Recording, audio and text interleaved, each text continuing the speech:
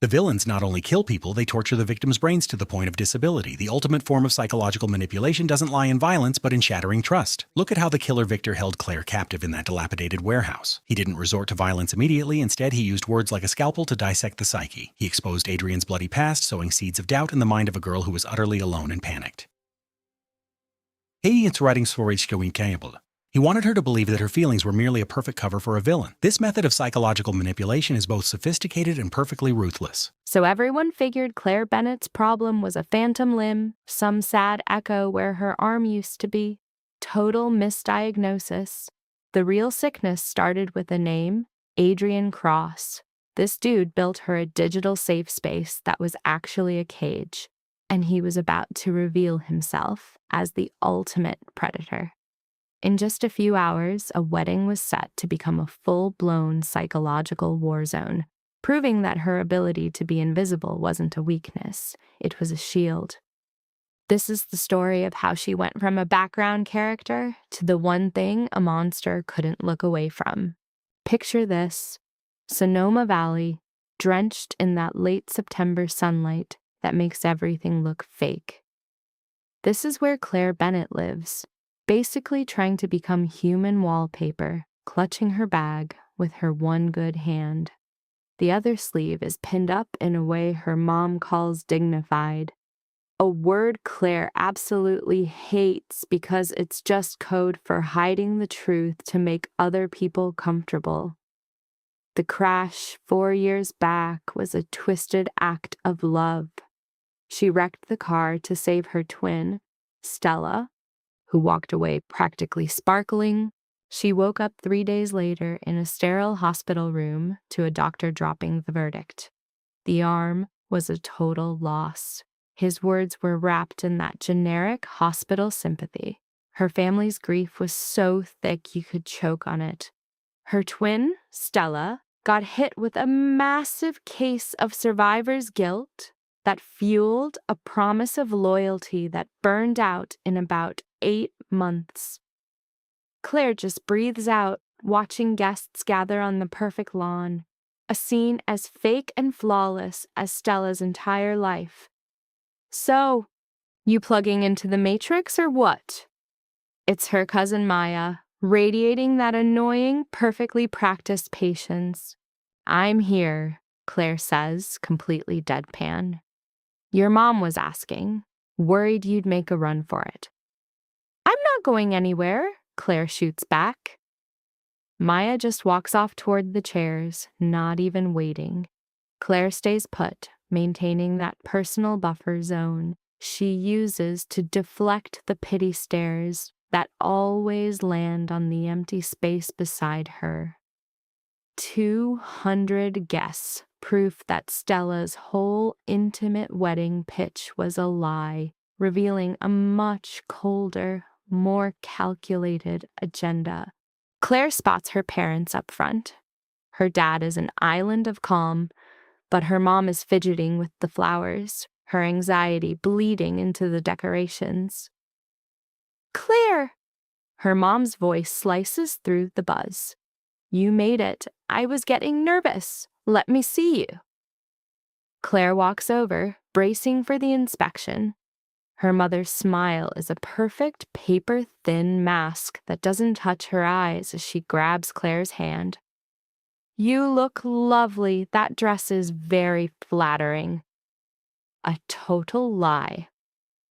The bridesmaid dress, Stella's pick, fits terribly because the tailor clearly didn't know what to do with her body. Claire just gives a flat nod. Thanks, Mother. Are you okay? Need anything? Water? A chair? I'm fine. A flicker of doubt crosses her mom's face, carving the worry lines deeper. I know today might be difficult because Derek is here. Mother, don't. Derek. Even the name feels like scar tissue. The ex who dumped her 6 months after the accident. The second he realized her missing arm was drawing the wrong kind of attention, he tried to spin it like he was doing her a favor, a cheap excuse Claire saw right through. Back then, she'd been too broken to call him on his crap. I just want you to be happy, her mother whispers. I know. Claire gently pulls her hand back. I'm going to go find my seat. She walks away without waiting for a reply, navigating the sea of white chairs until she finds her name card. The placement is brutally strategic, a seating chart designed to make her disappear. Third row, next to an uncle who's already half asleep. Absolutely perfect. She sits, fiddles with her dress, and tries to ignore the feeling of being watched. Then the music swells. The crowd gets to their feet. At the end of the aisle, Stella appears in a blaze of white, literally glowing with happiness.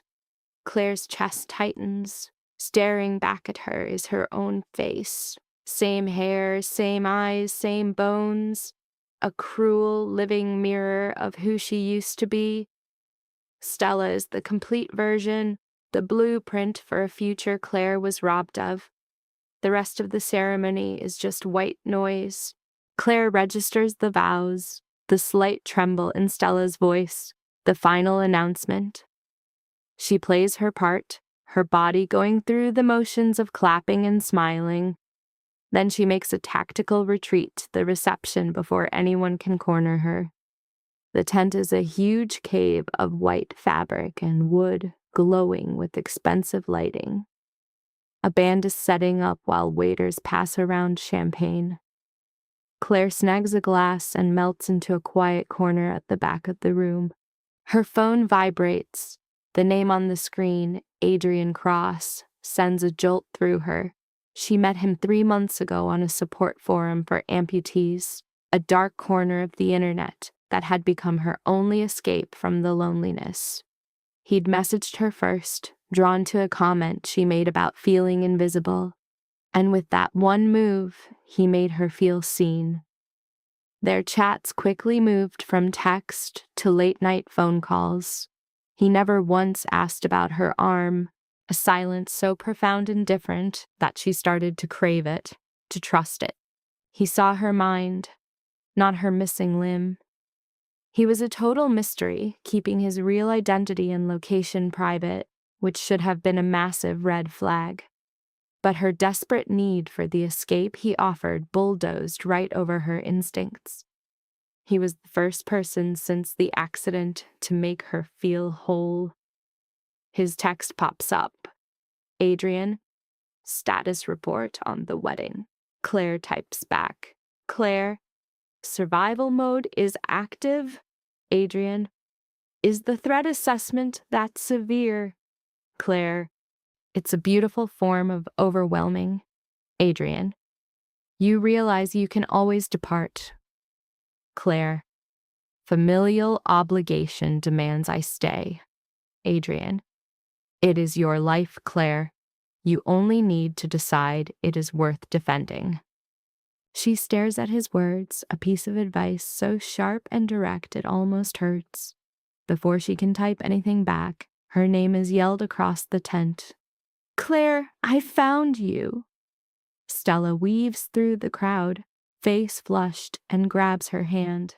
I've been looking all over for you. It's time for pictures. Stella, I can't. Please, just the family. It'll be quick. Claire's first instinct is to refuse, to dodge the photographer's inevitable, clumsy attempt to frame a shot that hides her. But the look on Stella's face is a tactical nuke of emotion, a bright, pleading hope that Claire has zero defenses against. All right, she hears herself say, her voice barely a whisper. Stella's smile is blinding. Thank you. You're the best sister. She drags Claire outside where the family is already waiting. Stella's new husband is already shifting around, looking super uncomfortable. Okay, everyone, the photographer yells. Let's start with the big group. They all get arranged. Claire is shoved to the far left, sandwiched by her parents. The photographer fiddles with his camera, then stops. Claire, honey, can you shift a little to your right? Yeah, right there. Perfect. Claire knows exactly what he's doing. trying to hide the empty sleeve to make the family portrait look whole again. She does it. The flash goes off once, twice, 3 times. Great. Now just the immediate family. For the next 20 minutes, it's a nightmare of being moved around and faking smiles. With every camera click, Claire feels another piece of herself getting erased. When it's finally over, Stella gives her a quick, grateful hug, and then she's gone, sucked back into the party. Claire is left alone in the dying light, a deep weariness setting in as her phone buzzes one more time. It's Adrian. Are you surviving? A small smile hits her lips against her will. Claire types, barely. Adrian's reply appears instantly. What if I proposed you need not endure this by yourself? Claire types, what are you suggesting? Adrian, I am suggesting I could come to the wedding. The air gets stuck in Claire's lungs. She reads his message again, thinking she got it wrong. Claire, you cannot be serious. Adrian, I am. Claire, you have no idea where I am. Adrian, Sonoma Valley, the Bennett Shaw wedding. I can be resourceful when necessary. Her heart starts hammering. Part of her brain is screaming that this is a joke, but the cold confidence in his text feels like a fact. Claire. Adrian, one does not simply arrive at a wedding uninvited. Adrian. Observe me. Claire. Why would you even consider such a thing? Adrian. Because you expressed a desire not to be alone, and I do not want you to be. Staring at the screen, her mind is racing. The idea's insane. He's a voice on the phone. She only knows his last name, Cross. And yet, the thought of him actually being here, of someone in this crowd who sees her for who she is dangerously tempting. Claire, I do not know what to say. Adrian, simply say yes. After a long pause, before her brain can talk her out of it, she types her answer. Claire, okay, yes. Adrian shot back, copy that, I'm on my way. The phone slipped into Claire's purse as her hand started shaking. No way. There was zero chance he was actually coming. The words were just him being nice, a kind gesture, nothing more. Still, a tiny, stupid part of her was praying he'd actually show. The party was in full swing. Dinner was some fancy filet mignon thing, looking too perfect to even touch. She just poked at her food, pretending to listen to her uncle drone on about golf. The music cranked up. Stella and her new husband hit the dance floor to a storm of applause and flashing lights. The DJ called everyone to the floor, and the tent blew up with noise, laughter, and clinking glasses. Claire just sat there, a ghost at the feast, watching the couples spin around Stella, who was the glowing center of it all. Right then, the entrance flaps flew open. The party didn't miss a beat. But for Claire, the air itself changed, crackling with a sudden charge that made her skin prickle. She looked over. A man stood in the doorway, tall, broad-shouldered, rocking a black suit that looked more expensive than everything in the room combined. His dark hair was perfect, and his face, all sharp lines and intense eyes, radiated pure, silent authority. He didn't scan the room. He moved with the total confidence of a guy who expects walls to get out of his way. His focus was a laser beam, locked right on Claire.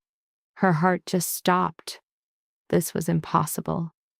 And yet there he was, standing in front of her, his voice the exact same deep, steady, and freakishly calm tone from their late-night calls. Hello, Claire. She just gawked at him, completely winded. Adrian? A ghost of a smile hid his lips, softening the hard edge of his face. I gave you my word. A pocket of silence formed around them.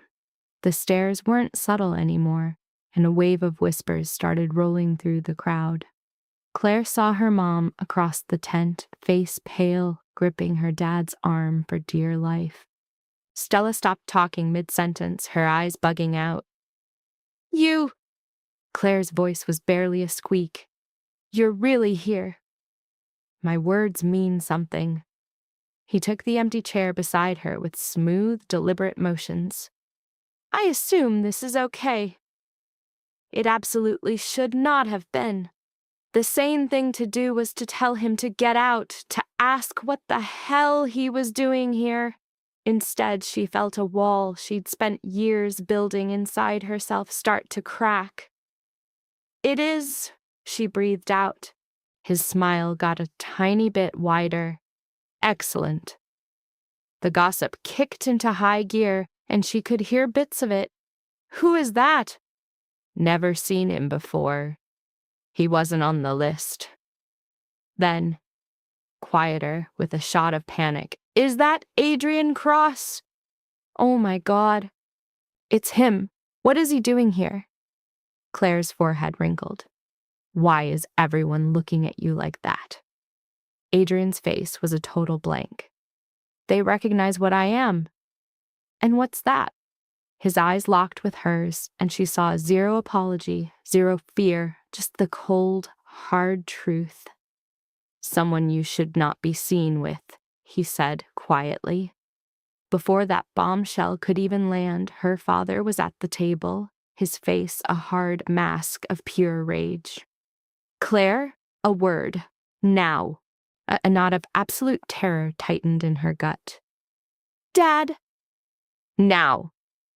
Adrian rose, a smooth, controlled move that made him tower over her dad.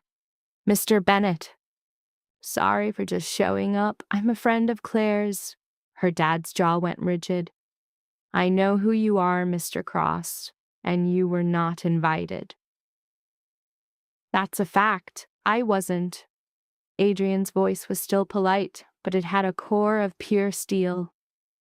"But Claire wanting me here overrides that detail."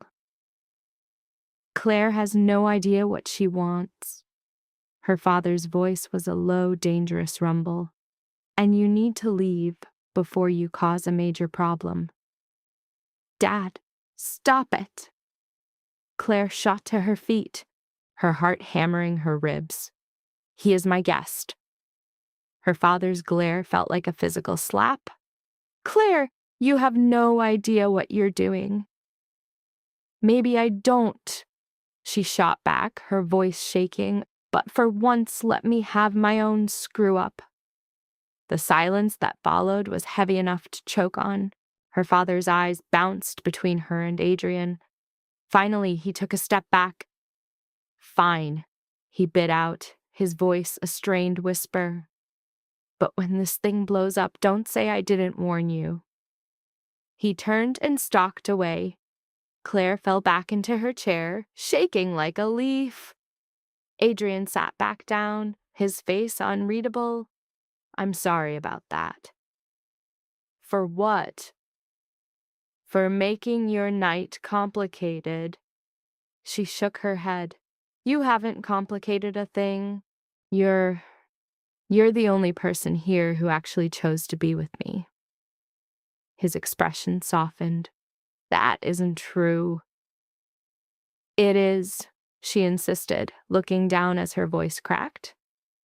"You don't know what it's like to be the broken one, the one everyone handles like they're made of glass." "I've been a ghost for so long, and then you actually saw me. You made me feel real." Adrian reached over, his hand covering hers.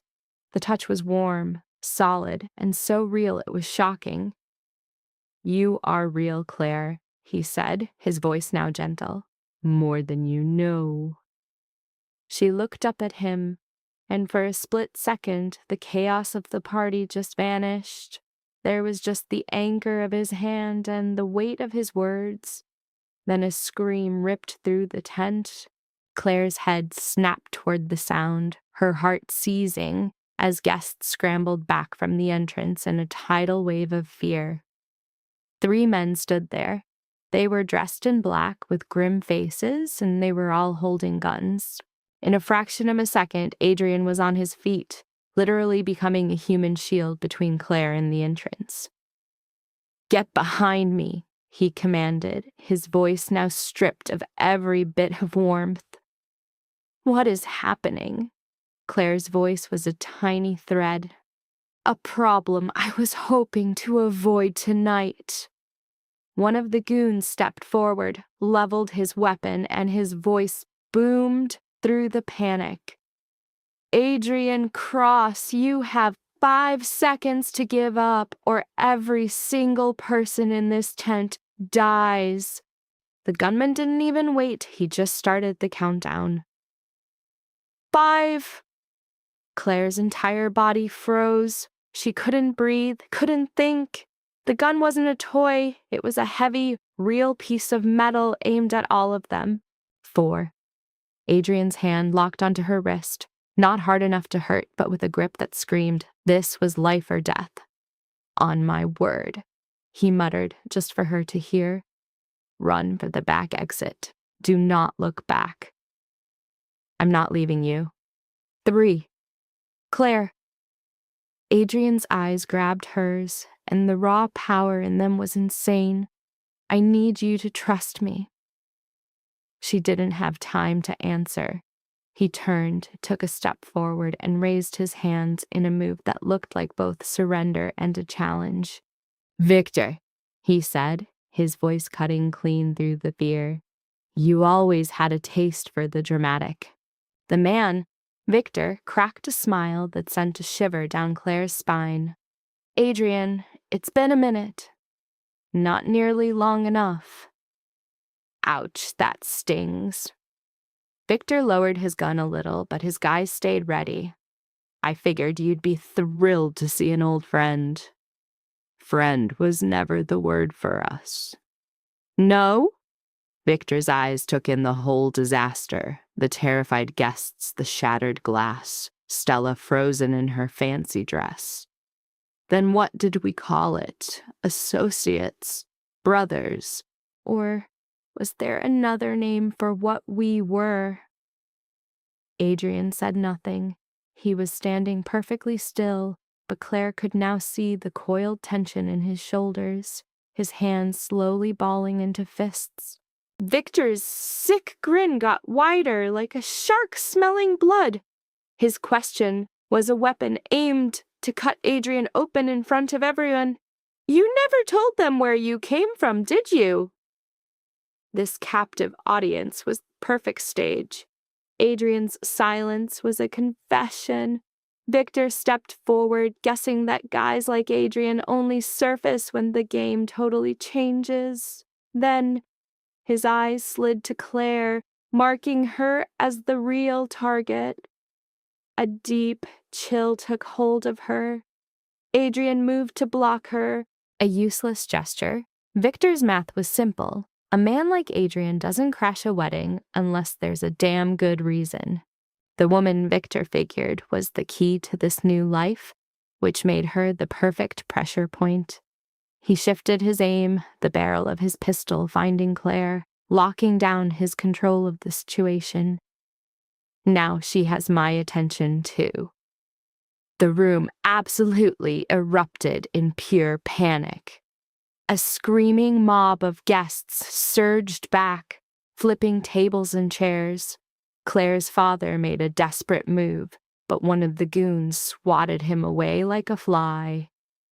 Adrian became a blur, closing the gap, his hand grabbing Victor's wrist in a brutal twist that sent the gun clattering across the floor. "Even pinned," Victor laughed, a sound that was celebrating the return of the monster Adrian tried to bury. He sneered. "How many years has it been since you've done that? 2? 3? Adrian's reply was a low growl. The old skills were rusty, but not gone. A second gunman moved in, jamming a pistol against Adrian's temple. "Let him go." Adrian didn't even flinch, his own threat a silent promise. My death comes with a body count. The gunman just smirked, seeing a suit trying to play soldier. Make your move! The tension in the air got so thick you could choke on it.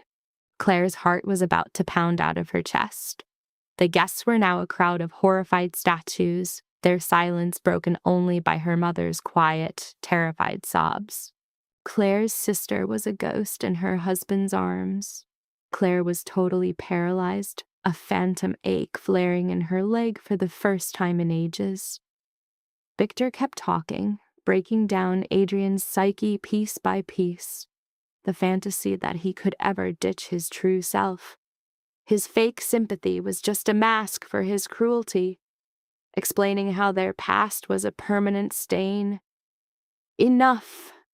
Adrian's voice was pure ice. He laid out his deal, his life for theirs. He'd surrender as long as every guest walked out safe. Claire's shriek cut through the silent showdown, but Adrian's gaze never left his enemy, a predator fixed on his rival. They're not part of this, he declared, his words trying to separate two different worlds. Victor put on a show of thinking it over before his grin returned, a weapon all on its own. The terms he announced were changing. The woman was now collateral. The offer had just become an order. A muscle jumped in Adrian's jaw as Claire saw him calculating the cost of violence. But Victor's voice sliced through it all, adding a quiet, lethal twist. He spelled it out. If Adrian so much as twitched, his crew would unleash hell on everyone there, listing her family by name, even a nephew who wasn't even 10. Your call, Adrian, Victor stated, their time now running out. In that moment of total defeat, Adrian folded. Victor straightened his suit, took back his gun, and gave the signal.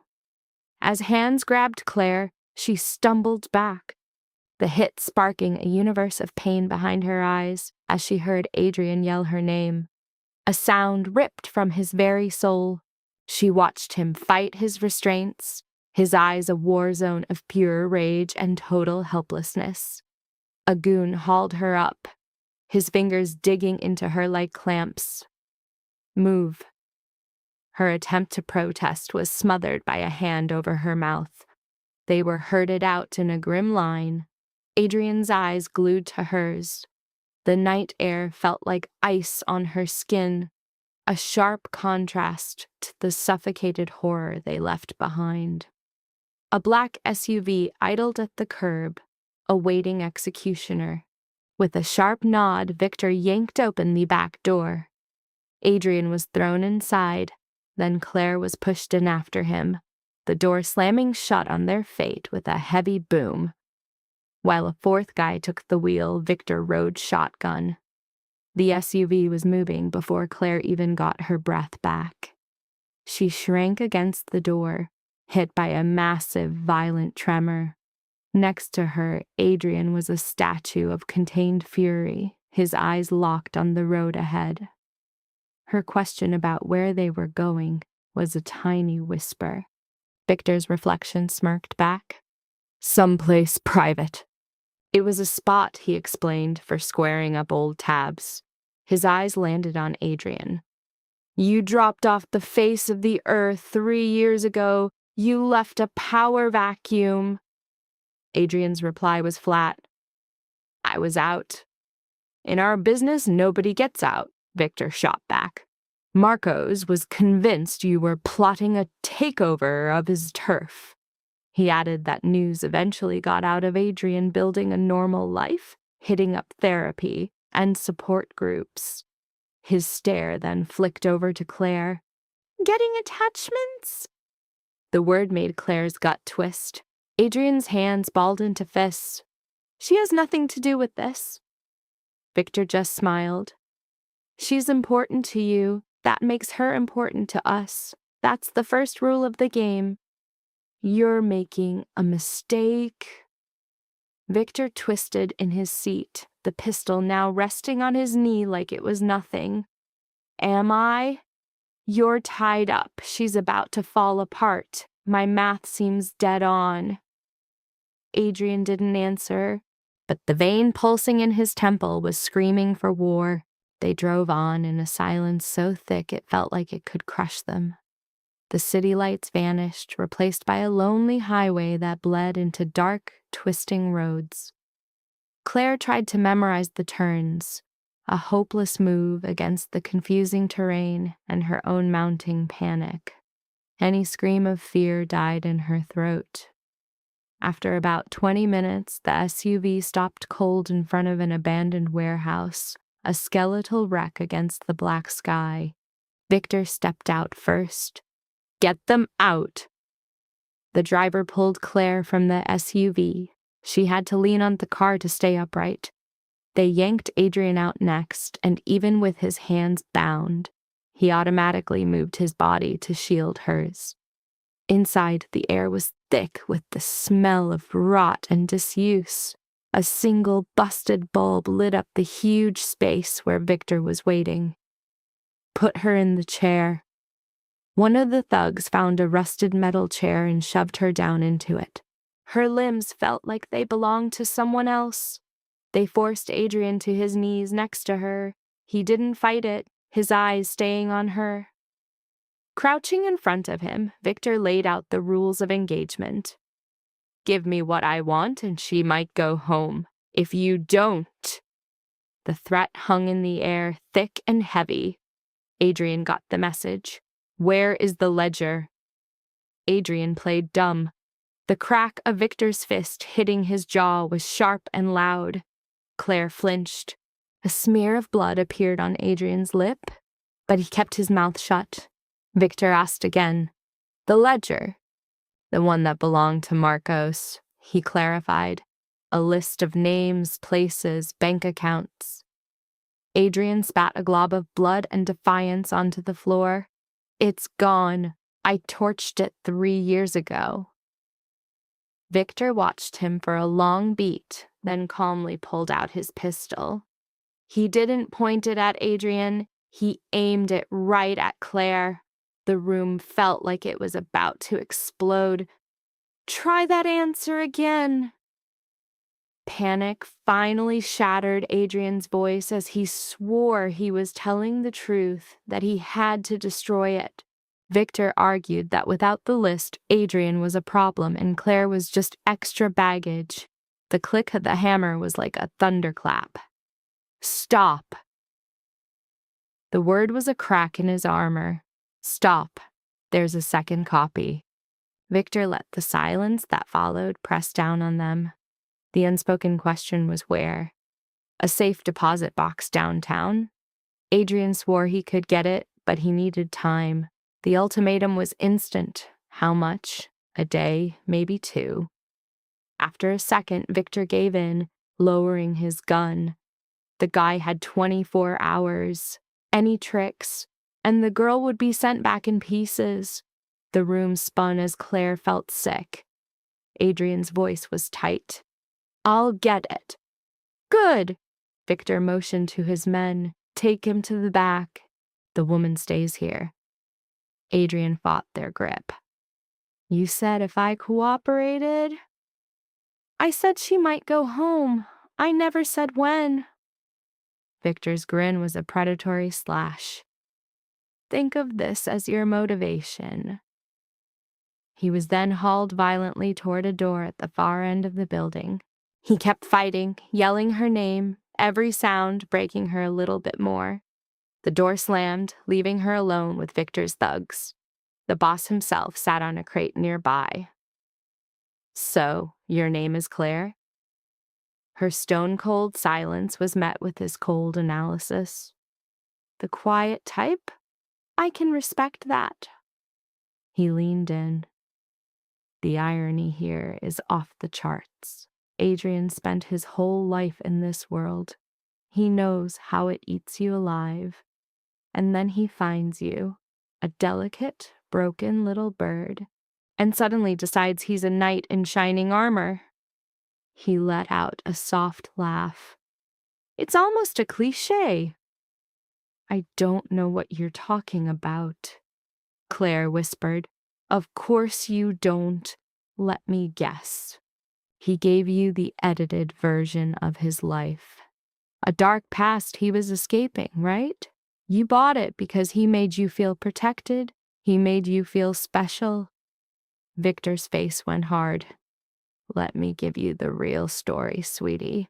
Adrian Cross ran the most efficient smuggling operation on the West Coast. Weapons, narcotics, secrets. If it was illegal and made money, he was in on it. The list of his crimes is long. Claire shook her head in a wild, silent no. That's a lie. Is it?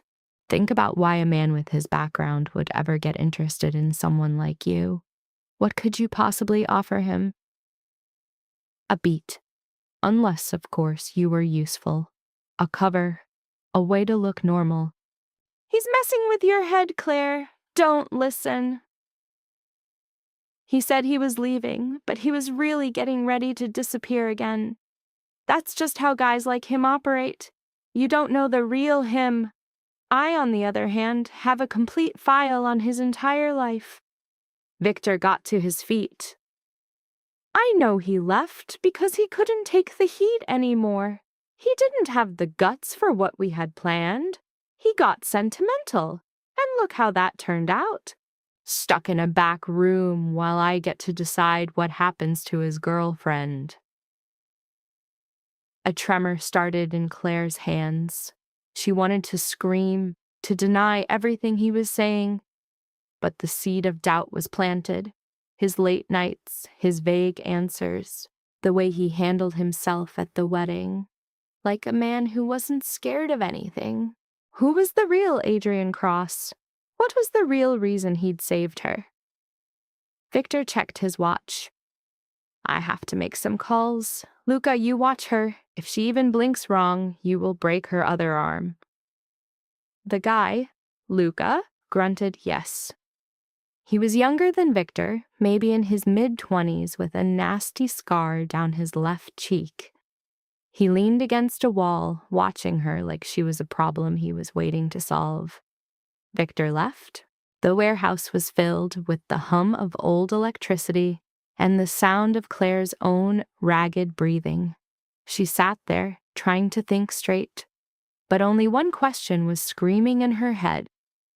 How had she gone from being the invisible sister to a hostage in a warehouse in under 2 hours?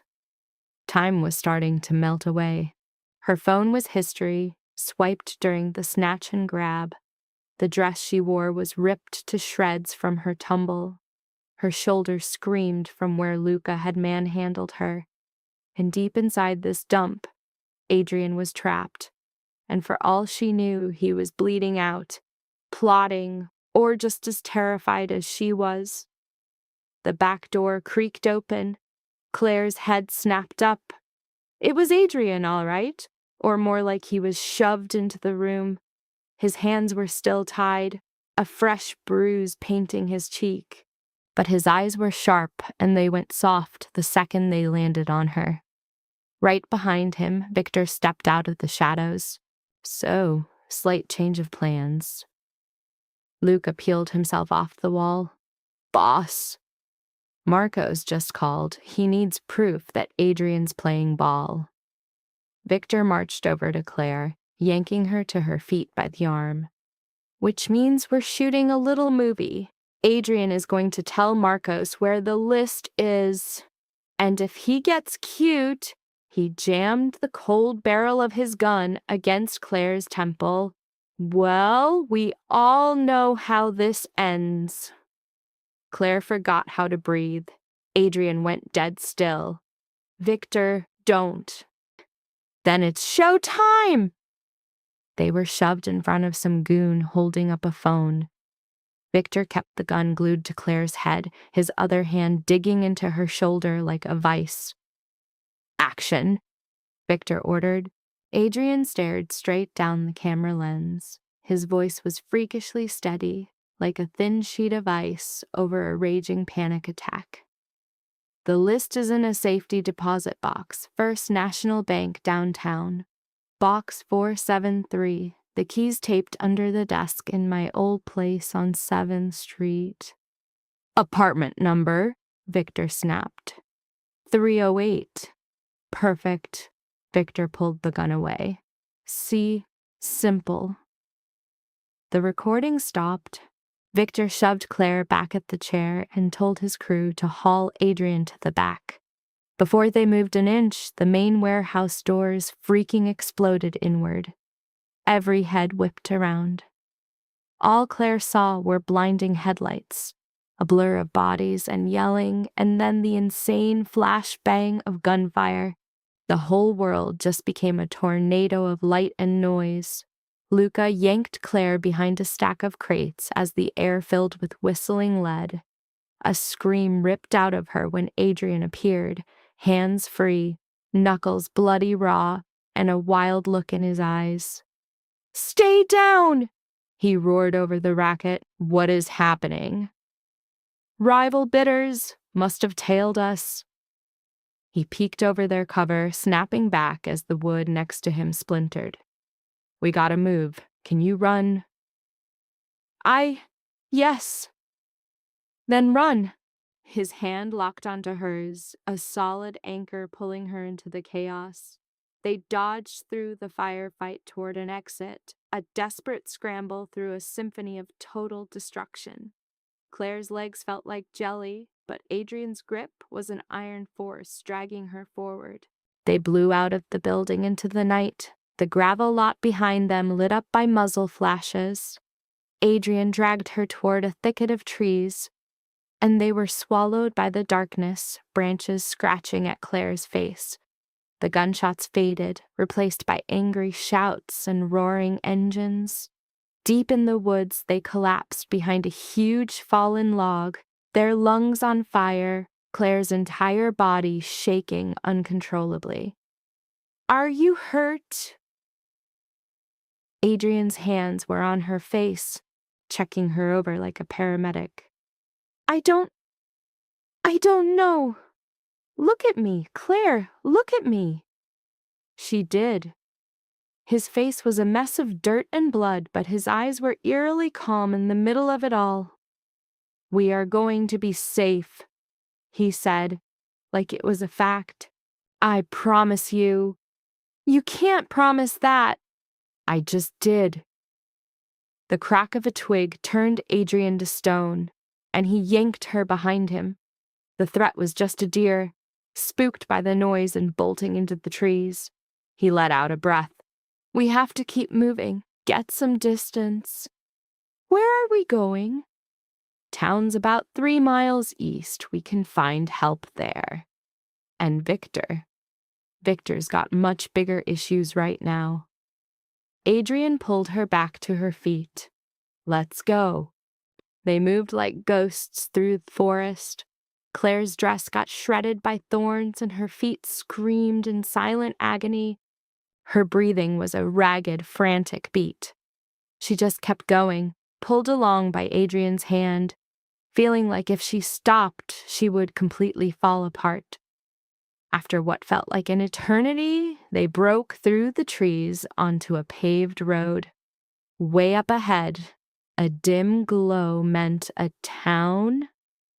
They walked toward the light, the air between them thick with a silence only trauma can create. They got to the edge of town to find it was a ghost town, a place that shuts down completely after 9 post-meridian. Adrian found a working payphone at a gas station while Claire just stood under the buzzing neon, feeling hollowed out and totally numb. He came back from the call. "A friend is coming to get us. We'll be safe soon." "Safe?" The word felt bizarre coming out of her mouth. Adrian stepped closer. "I know you have questions." "Questions?" Her laugh was a broken, ugly sound. "You think I have questions?" "Adrian, your buddy just held a gun to my head. Told me you ran a smuggling ring, that you're a murderer." Her voice cracked. "So yeah, I have questions. Like, who the hell are you?" He took the hit without even blinking. "I'm a guy who made a mountain of bad choices, who did terrible things for a long, long time, who tried to kill that guy and start over. He paused. And who meant every single word I ever said to you. How am I supposed to believe that? You can't. Not now. He couldn't meet her eyes, but I will spend as long as it takes to prove it, if you let me. Claire's first instinct was pure rage, the urge to just run from this nightmare, but she was so tired it felt like a physical weight, and he was the only thing standing between her and the darkness. She gave a single, exhausted nod. They waited in the quiet. A blacked-out sedan appeared, driven by a woman with eyes that saw everything and a mouth that said nothing. She drove them to a motel on the edge of town, handed Adrian a key, and was gone. The room was cheap and old, but weirdly clean. Adrian bolted the door, checked the windows, and then just seemed to give up, dropping onto the edge of the bed. Claire was still frozen in the middle of the room, a tremor rattling through her. I think you should sit, Adrian said softly. She picked a chair by the window, burying her face in her hands as the delayed shock finally hit her like a tidal wave. He kept his distance, his silence giving her permission to just break down. When the shaking stopped, she asked what they were going to do. We build an endgame, he said, before Victor figures out the list is a ghost. You lied. It was a necessary trick to buy us some time. Time for what? His eyes got sharp. For you to live. Claire stayed up, a silhouette on watch at the window, while Adrian made a string of low, intense calls to names she'd never heard. Every car's headlights made her jump.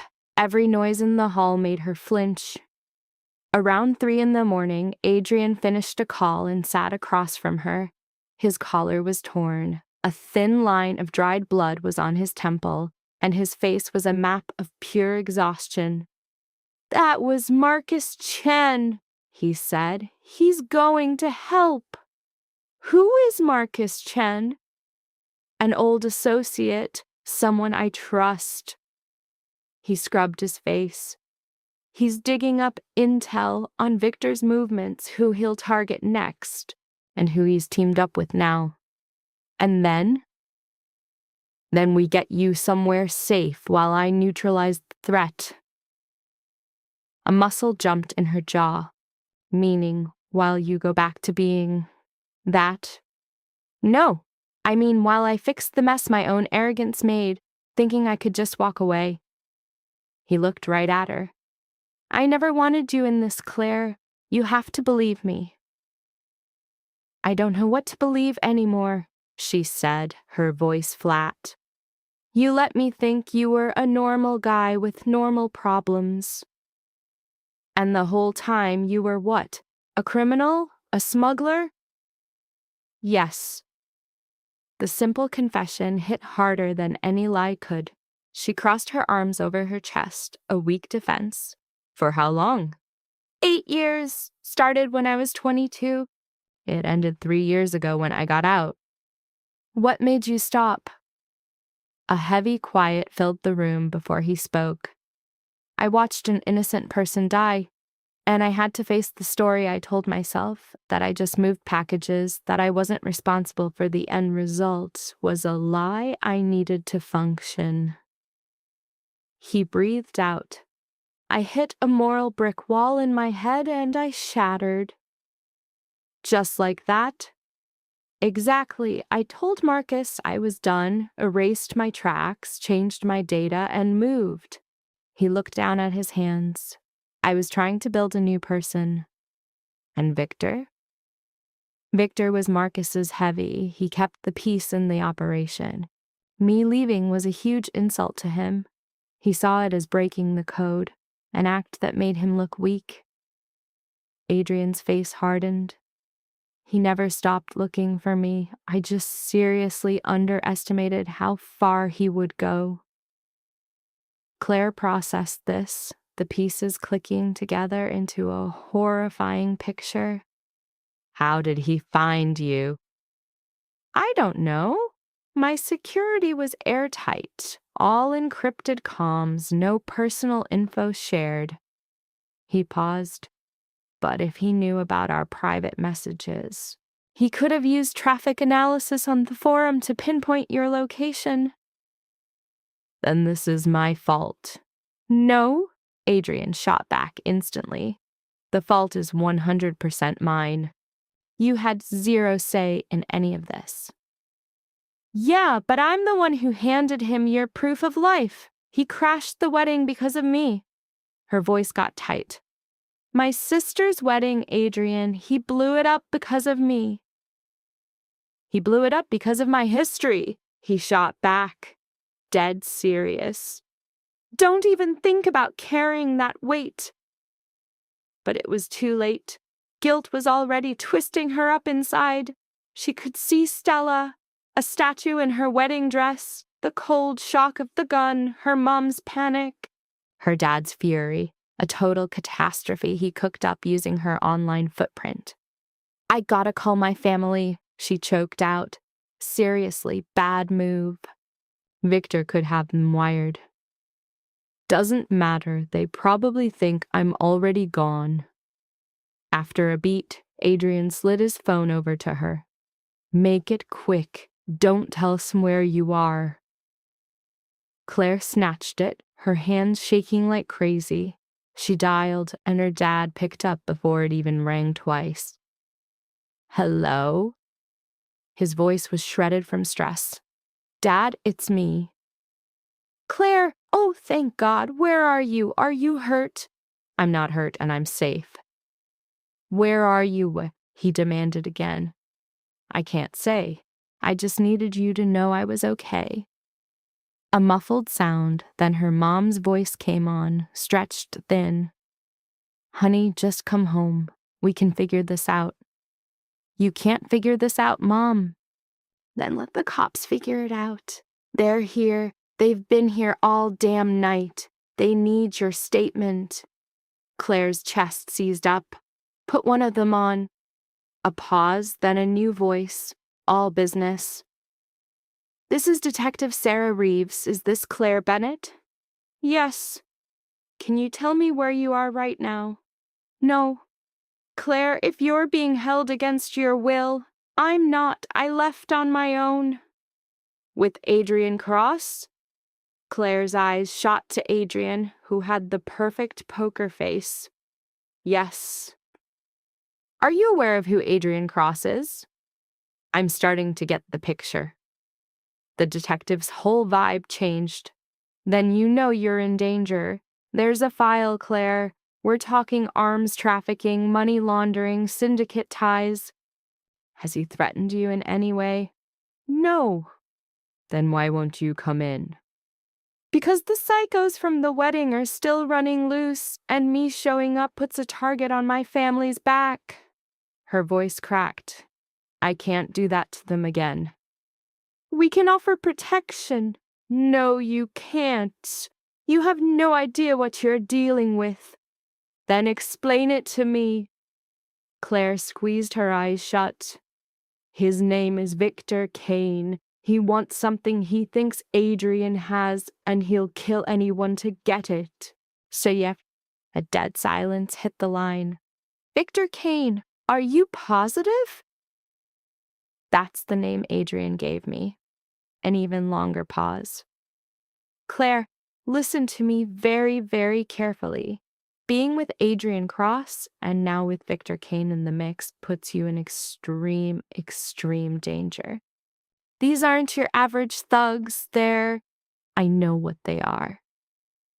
Claire's grip on the phone went white-knuckle. Tell my parents I'm safe. Tell Stella I'm sorry, and I swear I'll be back when this is over. Claire? She killed the call, handing the phone back to Adrian as the shakes returned full force. They think I've been kidnapped, she said flatly. I figured. And you're not going to fix that misconception. Adrian locked eyes with her. I didn't kidnap you, but I did drop you in the middle of a war zone, so their take isn't totally off base. His honesty was 100 times scarier than any lie. Claire shot up, needing to escape the crushing weight of the room. She walked to the window, staring out at the empty lot. "I need the whole story," she said, not turning around. "Everything, no spin, no holding back." "Done." "What kind of stuff did you move?" "It was a mixed bag, mostly weapons, sometimes drugs. Other times, it was high-level intel, stolen data, blackmail material, anything that had a price tag." "Have you ever killed anyone?" A slight pause. Indirectly. "Explain."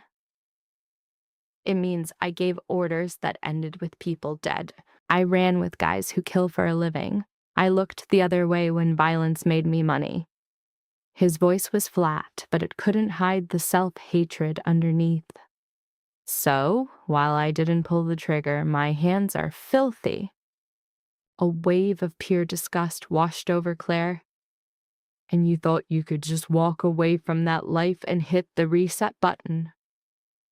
"I thought I could try." "By lying? By making up a whole new person? By trying to be a better man?" Adrian stood up.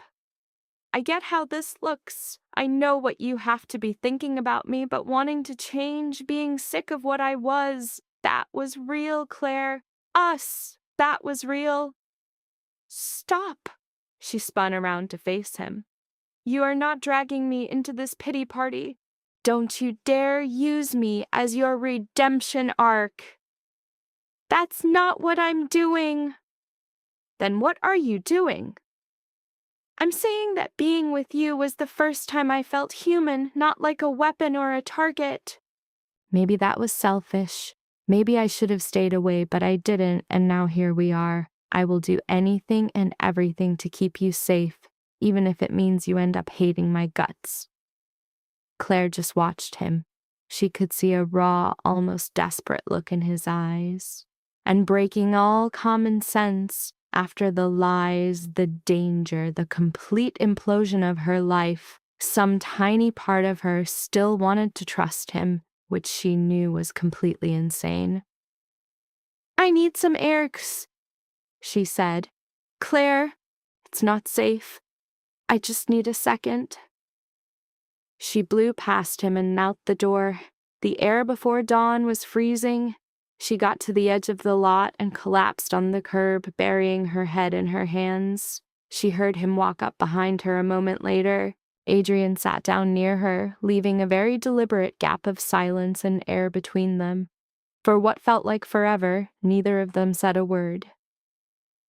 "When I was in that warehouse," he started, "the only thing I could picture was you with Victor. I knew his game plan. He was getting in your head, whispering that I was playing you, that you were just a pawn." He looked at her face. "Am I wrong?" Claire didn't answer. "He's got a gift for it, for finding the one raw nerve and just digging in. It's why Marcus kept him on the payroll for so long." Adrian fiddled with a small, rough rock. "But there's one thing a guy like him can never wrap his head around. She's not a tactic, she's an anchor."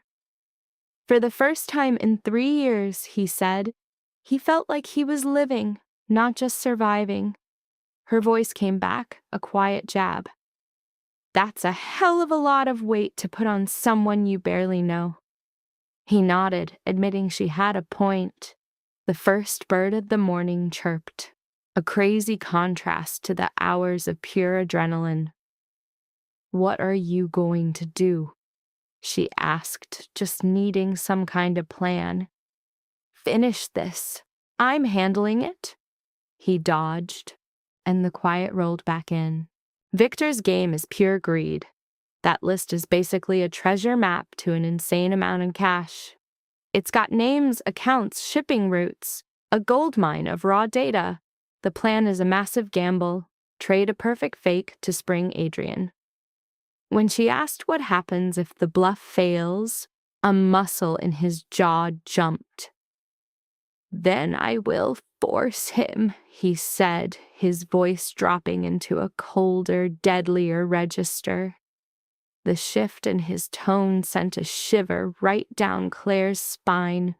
This was the man built by 8 years of violence, the one who gave the kill orders. "I don't want anyone getting hurt for me," she whispered. His answer completely shut her down. He turned to face her dead on, a solid, unmoving wall. "You don't get to ask for nice." "Not with him," he stated.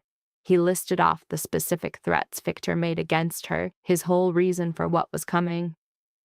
"I will do what's necessary to keep you alive, and I will not feel a damn thing about it." The absolute certainty in his voice didn't scare her. It was a bizarre comfort that silenced the panic in her brain. "All right," she breathed out.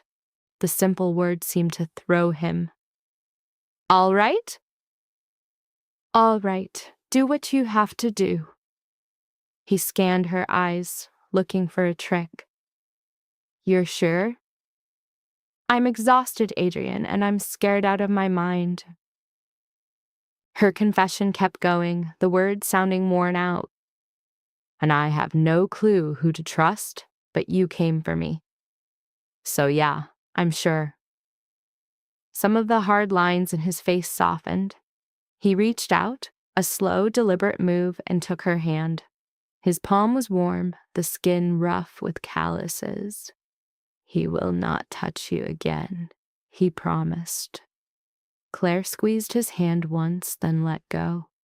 "We should go back inside." They walked back into the room as the sunrise started painting the sky, not with a promise, but with the pressure of a ticking bomb. A buzz from his phone made the muscles in his jaw clench tight.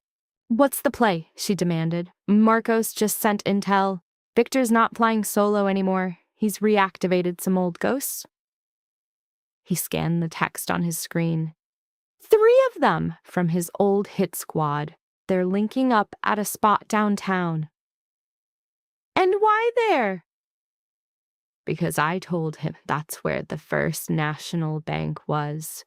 The fake spot for the safety deposit box." He let out a quiet curse, his face tight with frustration.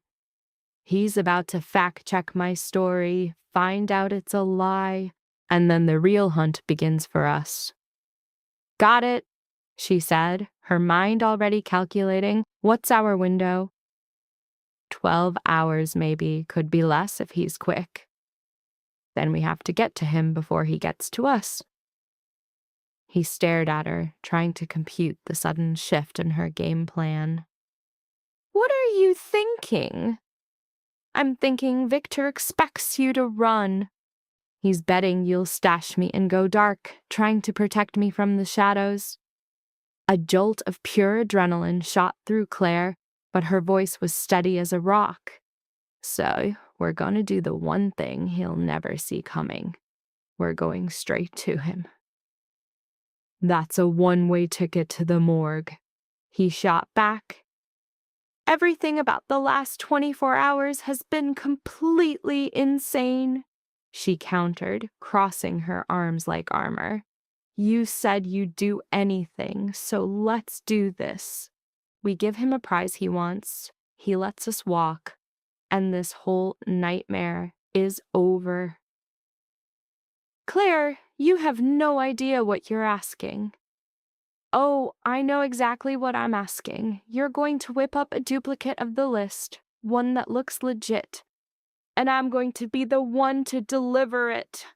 No, not a chance in hell. He won't touch me if I'm his paycheck. You can't possibly know that." "And you can't be sure he will," Claire shot back, closing the distance between them. "This one's my call, Adrian." She called him out on his habit of making all her choices, the warehouse, this supposed safe house. "This time, I'm the one who decides." and I'm deciding I'm done being a pawn on the board. He just watched her, his brain clearly scrambling to catch up with this upgraded version of her. A flicker of something crossed his face before he gave a slow, reluctant nod. Fine, but we play it my way. My rules. The second anything feels off, you walk, you get out. Immediately. Deal! He pulled out his phone. I need to get right pieces in position. As he made his calls, she sat with the crushing weight of the move she'd just made. Just one day ago, her biggest stress was making awkward conversation at a wedding reception.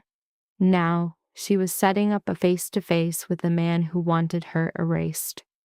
Her phone, which she thought was a goner, vibrated from his jacket. He pulled it out and handed it to her. It's been blowing up nonstop for the last hour, he noted. The screen was a nightmare collage of missed calls and frantic texts from her family. A spike of guilt and grief tightened in her chest as she scrolled through them. One name was lit up like a fresh wound. Stella. I need to talk to you. It's an emergency. Call me. Claire made the call. Stella snatched it up on the first ring. Claire, oh my God, what the hell is going on? I'm fine. I can't really explain everything right now. The cops are here. They told us you left with him. That he's some kind of monster. It's way more complicated than that, Stella. Is he making you stay with him? No. Then why haven't you come home? Claire squeezed her eyes shut, trying to block out the world. Because the guys who crashed your wedding are still out there, and I can't come back until they stop looking for me. A beat of silence, then Stella's voice came back, small and broken. This is all my fault. What are you talking about? That guy, Victor. He only came to the wedding to find you because I was the one who told him you'd be there. Which means if I hadn't, her voice shattered, if you hadn't come, you would be safe right now. Stella? No, that's not. Yes, it is. And there's something else I have to tell you. Something from years ago. Stella took a shaky breath. I was horrible to you, Claire. After the accident, I iced you out. Because I couldn't live with the guilt. Seeing you was a constant reminder of what you did for me. And instead of thanking you, I started to hate you for it. Claire felt her throat close up. Stella. No, let me get this out, please. She sucked in another breath. I told people lies about you. I said you weren't coping, that you were making things hard for everyone. The betrayal's blueprint gets laid out stone by stone as Stella confesses to faking a crisis, saying, I made you the problem so they'd quit looking at us. Her voice finally cracks as she admits she turned their whole crew against Claire. But Claire's answer, stop, isn't a request, it's a command. A raw, empty laugh meets the apology. For 4 years, you let me believe I was losing it. And it was you. Faced with the tearful confession, Claire drops a cold, final truth. Sorry doesn't put things back together, Stella. Stella's pathetic attempt to rebrand her betrayal as a tragic mistake, I never ever wanted you to get hurt, is met with Claire's angry tears and a sharp, it's a little late. Then a sudden shift shows her true colors. Wait, just tell me, are you safe? Her eyes cut to Adrian deep in his own quiet phone call. I don't know if I'll ever be okay, but I'll get there, she promises before killing the call. When Adrian walks over, asking if she's all right, her reply is legendary. Not even in the same universe is all right. Marcus is in. He's going to build us a list. A fake, so good Victor won't see it coming. Their tech guy's warning is crystal clear. They get one shot at this. If Victor spots the fake before they're in the wind, the game is over permanently. He won't, Adrian says, trying to bend reality with his words. You can't know that for sure. No, but I'm officially done with being scared, Claire declares, rising to her feet in every sense of the word. Now the plan shifts into the most agonizing phase, waiting. Marcus, a jittery guy made of pure nerves and wire, shows up around noon and immediately gets down to business, leaving Adrian to pace and Claire to fight off visions of disaster. Marcus pulls his hands from the keyboard, declaring, "It's done!" Adrian leans in to check the monitor, a flawless mirage of names and numbers engineered to look like the real deal. "It'll hold up," Adrian says. "It's based on truth," Marcus explains, mentioning half the data was real before he wiped his own copies. His eyes flick to Claire. "This is her move?" "It was her idea," Adrian confirms. When Marcus asks if she understands the price, Claire hits back. "Do I look like I get it?" Ghost of a smile plays on his lips. "Fair." He pushes a burner phone toward her. "A ghost?" "Untraceable. Use it to schedule the meet." The unspoken out hangs between them, a final chance to abort the mission. Her sharp shake of the head is a full-throated no. Adrian makes the call. After 3 rings, Victor's voice, garbled but dripping with pure venom, answers. "I have the list," Adrian says flatly. "The genuine one, and I'm offering a trade." After a predictable explosion of fury, the terms are set. The list in exchange for Adrian's life and Claire's safety. A nail-biting silence hangs in the air before Victor's amplified voice fills the room.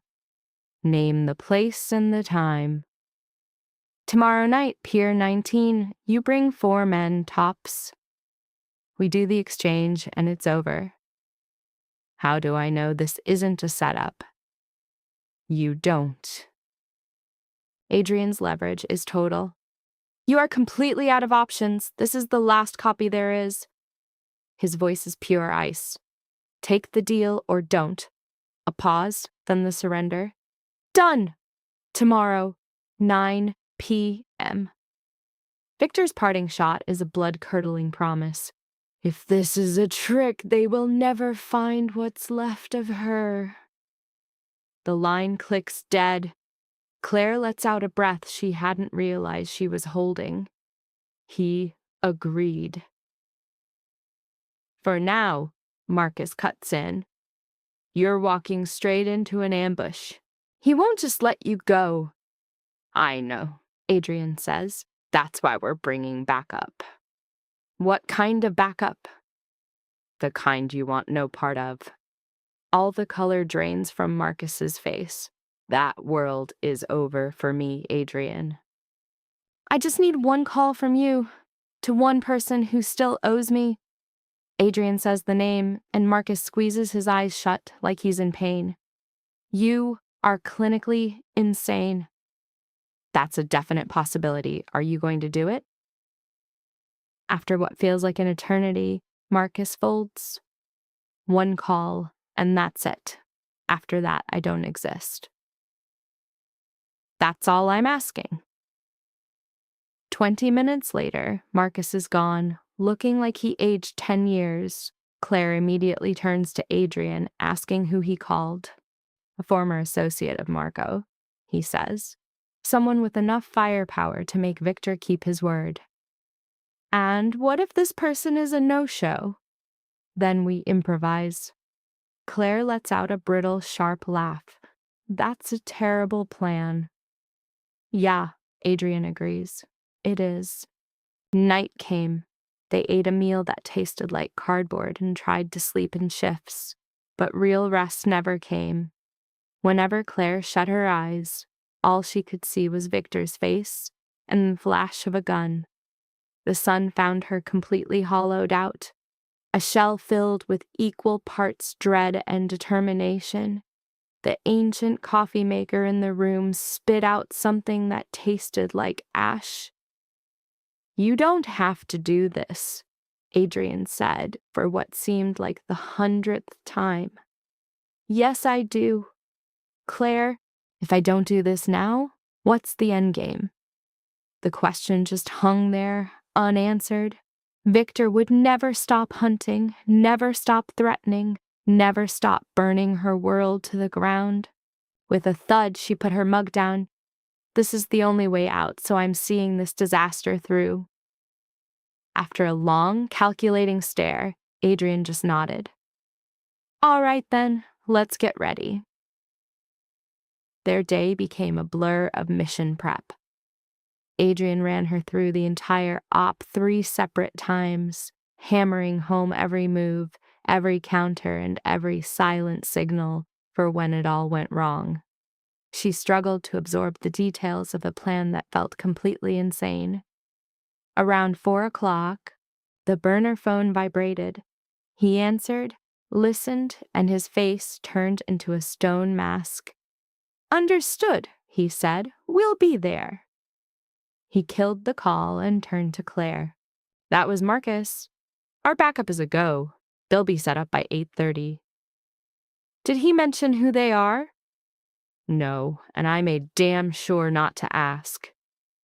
Adrian laid out the ice-cold strategy from the motel bed's edge. "The less you know, the better your chances."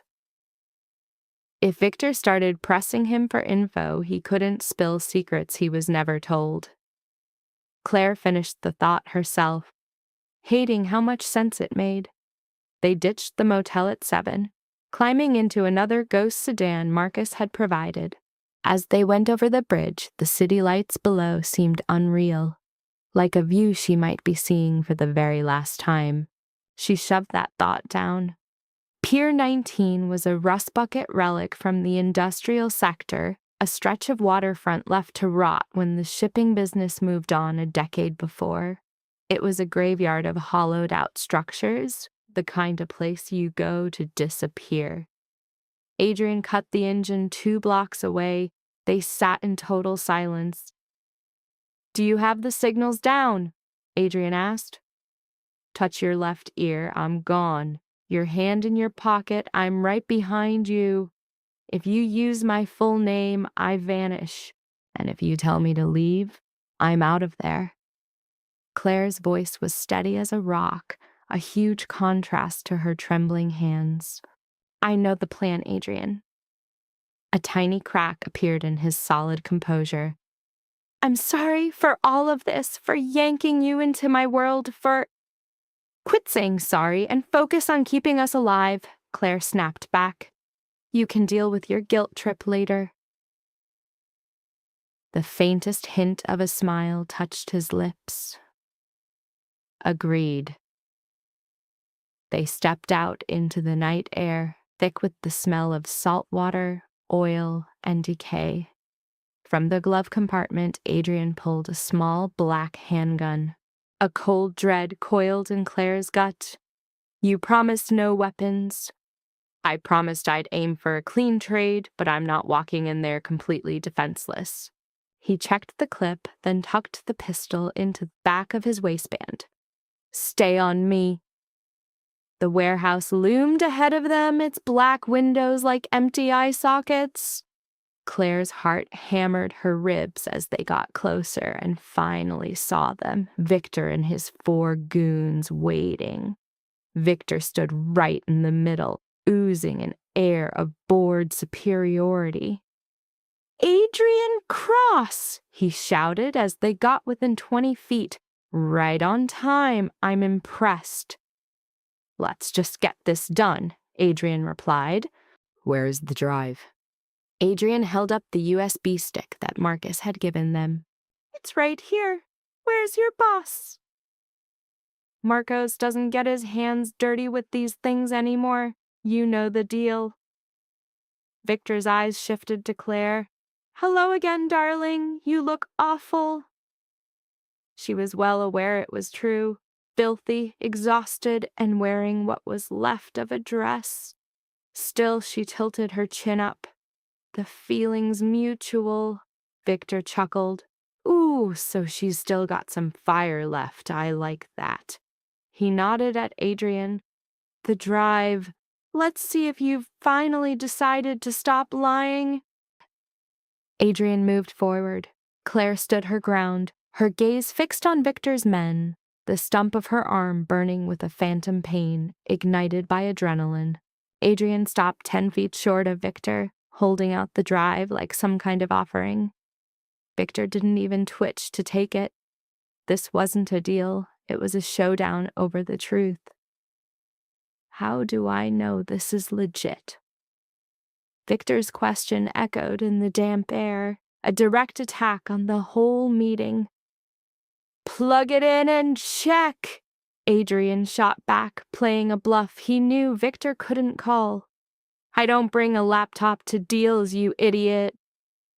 The insult was a brick wall, shutting down Adrian's move. "In that case, you'll just have to trust me." Victor's slight smile evaporated, the thin layer of civility gone. "Trust. That's a joke coming from you." With his phone, Victor started tearing Adrian's entire story apart. "My guy at the bank confirmed something interesting today. That deposit box you told me about doesn't exist. It was never there." Adrian's face was a perfect mask, but Claire saw his shoulders tense, a crack in his defense. "I gave you the wrong number. My memory's not what it used to be." A lame attempt to recover. "Is that right? Then what's the correct number?" 476. Victor's stare was a silent accusation as he punched in the numbers, his jaw set like stone. "That one's not real either." The whole lie was now completely exposed. "Maybe your source is checking the wrong location." Adrian's excuses were getting weaker. "Or maybe you've just been playing me this entire time." And with that, the conversation was over, and the violence was about to begin. Victor's hand moved inside his jacket. "This means the drive is worthless, which means my time has been wasted." "The drive is good," Adrian insisted, his voice sharp as a razor. "All the data's there, names, accounts, routes. If you need proof, take it to Marcos, let him look. But I'm finished with these games." His attempt to regain power was useless. "You're finished when I tell you you're finished." Victor's gun appeared in his hand, an extension of his authority. "Here's how it goes now. I take the drive, I take the woman, and you turn around and walk away hoping I don't decide to find you later." Claire was no longer a person. She was just a prize to be won. This isn't the deal we had. Adrian's appeal to their broken agreement was pointless. "The terms have been revised." The gun, the new negotiator, was now aimed at Claire. "So, which is it, Adrian? Are you going to die trying to rescue her, or are you going to smarten up and walk?" This was the ultimate gut check. Save himself or make a heroic and stupid last stand. Adrian's hand started to drift toward the gun at his back, a pure gut reaction. "I wouldn't." Victor's warning was quiet but absolute. "My men have rifles. Draw that weapon and you'll be shot before it's even out." Claire's eyes scanned the darkness, confirming the danger. Red dots flickered on Adrian's chest, the cold, digital stare of snipers hidden in the ruins around them. Adrian's hand froze, trapped between his instinct and the reality of the situation. Victor's smile came back. A much better decision, now back away. Adrian didn't budge. "Claire, run!" No, she whispered, refusing to be just another pawn on the board. Claire, I'm not leaving you. A sneer twisted Victor's face into an ugly mask. How touching. She really believes she's courageous, thinks her being here changes the outcome. He then aimed his venom directly at Claire. Sweetheart, you're not brave, you're just naive. This man spent 8 years destroying lives. He's a crook, a coward, and a fraud. Do you honestly think a few sweet texts make him someone worth dying for? And right there, the script flipped entirely. I don't think he's worth dying for, Claire announced, her voice shaky but determined. I think I'm done letting men like you tell me what I'm worth. This was a full-blown rebellion, her taking back power in a world that was designed to crush her. A flicker of something, maybe doubt, maybe shock, flashed across Victor's face. He had lost control of the scene. Claire stepped forward. You want the drive? You can have it. You want Adrian? Take him. But you are not getting me. I am walking away from here.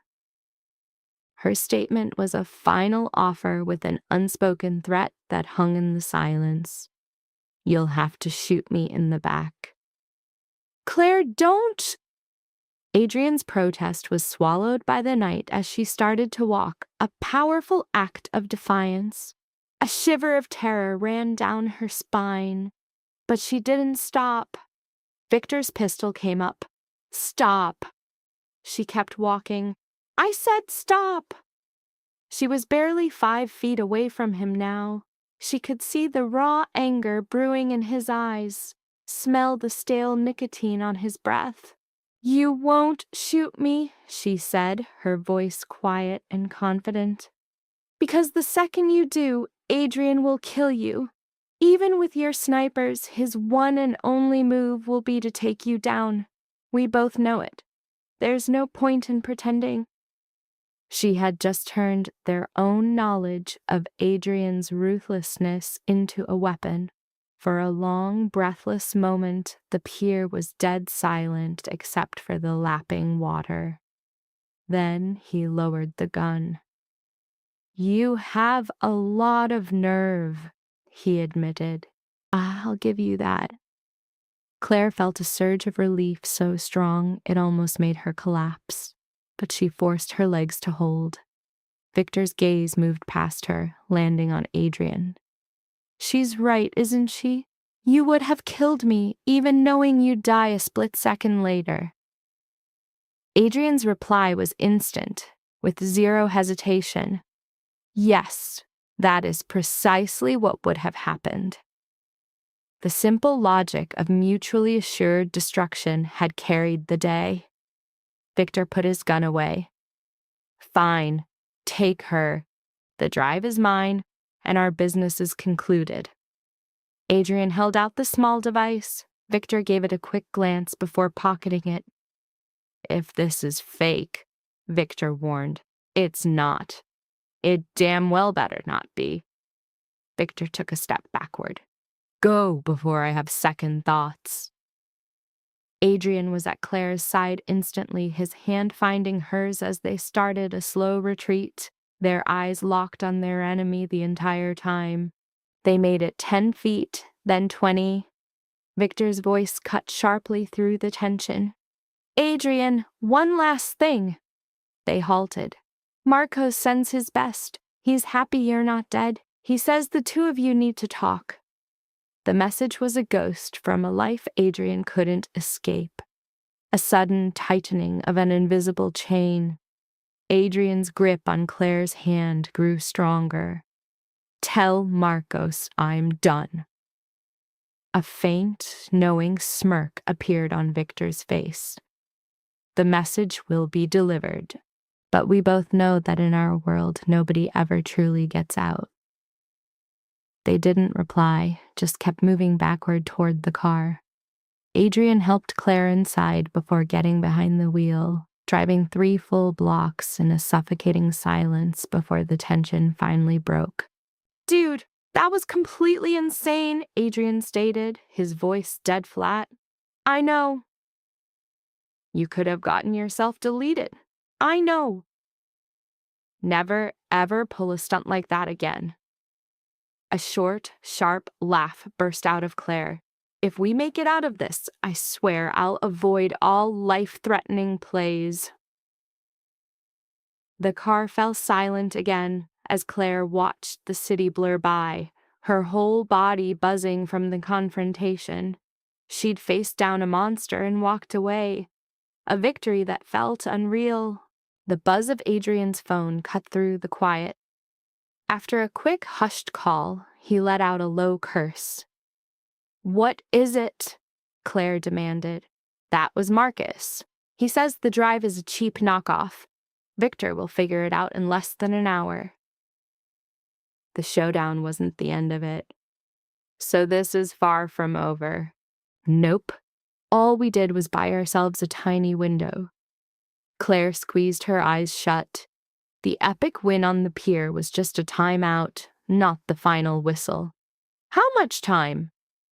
Enough to get you somewhere off the grid. The part he wasn't saying was what would happen to him. And then what? You go back to being a ghost? Back to hiding? If that's the play. And what happens when Victor finally tracks you down? Adrian just gave her silence. They ended up at a rundown motel on the edge of town. Adrian paid cash under a fake name for a room on the second floor. The second they were inside, Claire's tough guy act crumbled and she just collapsed on the bed, shaking as the adrenaline crash hit. Adrian sat down beside her. You were an absolute beast back there. I was completely and totally terrified. You didn't look it. Oh, yeah, I did. I was shaking the entire time. No cap, so was I, Adrian confessed. It was a moment of pure honesty that changed how she saw him. When you started walking toward him, I thought. His voice cracked. I thought I was about to watch you get wiped off the map. Claire met his eyes. In the dim light of the room, he looked exposed, almost breakable. But you didn't stop me. Because you were right. It was the only move we had left. He dragged a hand through his hair. My entire life has been one big strategy session. In 1 minute, you did what I couldn't. You flipped the whole board. I didn't change a thing. We're still totally screwed. Victor is still a massive problem. Yeah, but you're breathing. That's the only win that matters right now. Claire was too exhausted to fight back, to list all the ways they were still screwed. Adrian's presence was the only thing keeping her grounded. What's the move now? She asked, her voice soft. Now you crash. I'm taking you home tomorrow. And then? Then I clean up this mess. Alone? It has to be that way. Claire pushed herself up to sit. No, it doesn't. You keep trying to sideline me, to protect me by locking me out. But I'm already neck deep in this, Adrian. I have been since that wedding. She squared up to him, facing him head on. So stop treating me like I'm made of glass. Stop making my choices for me. Tell me the real plan. The silence hung in the air before Adrian finally broke. I'm going to call Marcos. A knot of pure dread tightened in Claire's stomach. You're what? It's the only way to end this. Victor works for Marcos. If I can convince Marcos to call him off. How? By crawling back to work for him? If that's what it costs. That's certifiably insane. You left that life because it was killing you. Are you just gonna flush the last 3 years down the toilet? I'm going to do whatever it takes to keep you safe. And sacrifice your own soul to do it? Bet. The finality in his voice was like a punch to the gut. Claire shot up and started pacing, buzzing with nervous energy. I never asked for this. I never asked you to throw yourself on a grenade for me. I know. Then why are you doing it? Adrian stood up to face her. Because for 3 months, talking to you made me feel like a human again, not just the sum of my worst mistakes. I won't let Victor or Marcos or anyone else hurt you because of the crap I pulled. Even if it destroys you? Even then. Claire could only stare at this impossible man, the cause of all her fear and the one person who made her feel truly seen. The contradiction was dizzying. There has to be another option, she insisted. There isn't one. Then we'll make one. Claire's voice was suddenly rock solid. You don't get to make this call on your own anymore. Now listen up. You ran operations for years, didn't you? You made deals, you found leverage. So find some now. Find something Marcos wants more than revenge. Find a better prize for Victor than that stupid list. She stepped closer, her whole vibe a challenge. You're brilliant, Adrian, way more than you think. So start thinking. His eyes locked on hers, and something in his face shifted. There might be one angle, he said, his voice dropping to a whisper. What is it? Marcos has a problem, a nasty turf war with a rival crew. He's tried to negotiate, but it's blowing up in his face. If I could fix that for him, he might write off the debt. Maybe. Then that's what we do. Adrian shook his head. It's not that easy. The outfit he's at war with, they're next-level psychos. Way more dangerous than Victor. And fixing it would mean... He trailed off, like he couldn't even say the words. It would mean what? It would mean becoming the guy I swore I'd never be again. The meaning was clear: violence, brutality, a full-on return to the darkness that almost ate him alive. Is there any other way? She asked. Not one that guarantees your safety. She shut her eyes. He'd just handed the impossible choice over to her.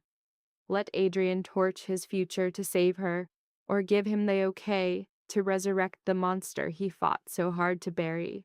He was stuck between 2 paths to ruin, but one of them had a tiny glimmer of a future. We face this together. Claire's voice sliced through the tension, no matter what it takes. Her mind was made up. You are not walking into this fire alone. I'm going with you. This is not a negotiation, Claire. On the pier, you said I changed the equation, that I did something you couldn't. Let me help you now. Let me be the answer, not just another variable you have to control. Adrian's eyes met hers, intense and unblinking. You have no clue what you're asking for. Then enlighten me. And so he did. Over the next hour, he laid out the brutal truth of the conflict, the bloody chessboard of a turf war, the currency of violence, and the backstabbing alliances it would demand. He spelled out the very high chance that their plan would get them both killed. With every detail, Claire felt the last bits of her old self turning to dust. The girl from her sister's wedding, the one defined by her supposed weakness. That person was gone now. What was left was someone new, forged by fire. This was a woman who had stared into the abyss and hadn't backed down. I'm still coming, Claire stated when his grim story was over. You are not required to do this. Yes, I am, because letting you go alone would mean a lifetime of wondering what happened to you, a ghost I refuse to live with. Her eyes stayed locked on his. So, we handle this as a unit. We come up with a fix for Marcos. We neutralize the threat that is Victor. And after that, her sentence hung in the air. After that, we figure out what comes next. Adrian's hand closed over hers, a warm, grounding weight. Are you sure? I have never been more uncertain of anything in my life, Claire confessed. But I am doing it anyway. A faint smile touched his lips. You know, when I first reached out online, I figured I'd find another broken soul. I never expected... He trailed off. I never saw this kind of grit in you. This isn't strength. This is just being done with fear. The two are one and the same. Maybe they were. Claire didn't know anymore. Adrian picked up the phone, his voice low as he set a meeting with Marcos for the next day. When he hung up, his face was unreadable. It is arranged, he said. Tomorrow, 1000 hours, at Marcos's office. And if things go south, we bolt, fast and without a backward glance. Is that going to be enough? That is the great unknown. The next few hours in the dark were spent on strategy. Adrian laid out the entire intel file on Marcos's organization, his rivals, and their messy histories. Claire absorbed every detail, building a mental map of the battlefield she was about to step onto. Around 3 a.m, their planning stopped. He took one bed, she took the other, and the space between them was filled with a heavy, but strangely peaceful silence. Claire? Adrian's voice came from the shadows. Yes. Thank you. For what? For staying, for not running from this, for... His words died out. For seeing something in me worth saving. Claire let his confession settle in the air. She thought of all the logical reasons to bail, call the cops, let Adrian face this disaster by himself, but she focused on the one single reason for staying. You saw me first, she answered, her voice barely a whisper.